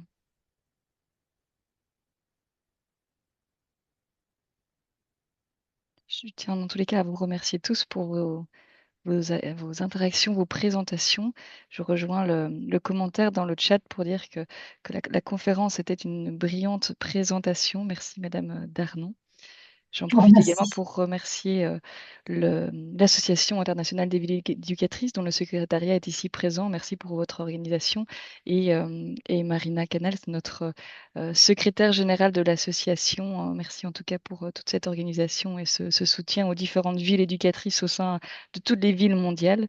Je te laisse certainement le mot si tu as une question ou pour conclure cette rencontre entre les villes à la fois du réseau français et du réseau des villes du nord de l'Europe. Merci Jennifer. Alors, c'était plutôt un remerciement. Je voulais remercier notre experte Céline Darnon et les trois villes qui ont intervenu. Tout simplement dire que les autorités locales constituent le niveau d'administration plus proche des citoyens et l'on attend d'elles qu'elles apportent des solutions et des réponses aux problèmes des habitants dans un délai court. Et on a vu parmi ces trois présentations et la voix des experts que parfois les autorités locales manquent du temps pour analyser le contexte en profondeur, étudier des enjeux d'une façon plus approfondie. Je remercie Céline parce que bon, elle nous a donné des évidences. C'est pourquoi je pense que ces partenariats avec les universités devient essentiel. Je pense que ce sont des partenariats également d'intérêt pour les universités et les chercheurs parce que euh, rester en contact avec les réalités sur le terrain aide à ne pas demeurer purement dans le théorique. Et bon, on a vu des grands efforts. Elle nous a donné des éléments montrant que ne rien faire pour lutter contre les inégalités scolaires, ce n'est pas une option, parce que ne pas agir constitue déjà une prise de position. Et nous, les villes éducatrices, on travaille pas seulement pour la transmission des connaissances, mais on travaille aussi pour le bien vivre ensemble. Et les sociétés plus égalitaires, les évidences démontrent qu'on vit mieux s'il y a moins de différences entre les deux extrêmes. J'ai beaucoup apprécié les explications de Céline, que les écoles, elles sont un lieu de transmission des connaissances et des formations, mais aussi un lieu où les différences nous amènent à un territoire de compétitivité, de compétition. Et, et surtout, les trois présentations ont montré trois façons différentes de combattre ces inégalités, non? Agir ne signifie pas toujours la même chose. On a vu que parfois, ça veut dire soutenir, développer une relation de confiance. Nous disait justement Gaël, lui, pas longtemps. Mais ça veut dire aussi accompagner, ça veut dire rendre visible, dénoncer, éduquer, forcer des alliances et promouvoir des synergies. Alors, je remercie beaucoup les trois intervenants parce que de façon différente, les trois villes deviennent actives pour lutter contre ces inégalités. Et je remercie aussi beaucoup notre ville coordinatrice, la ville de Bruxelles, pour avoir préparé les scénarios pour que cet échange et cette opportunité d'avancer ensemble cette donnée. Merci beaucoup à tous pour votre attention et votre participation à cette séance. Merci. Bel après-midi. Merci beaucoup. Au revoir. Merci. Au revoir, merci beaucoup. Merci, au revoir. Au revoir. Thank you very much. Bye bye. Thank you very much. See you soon, Mathieu. Thank you. Merci. Au revoir. Merci, au revoir.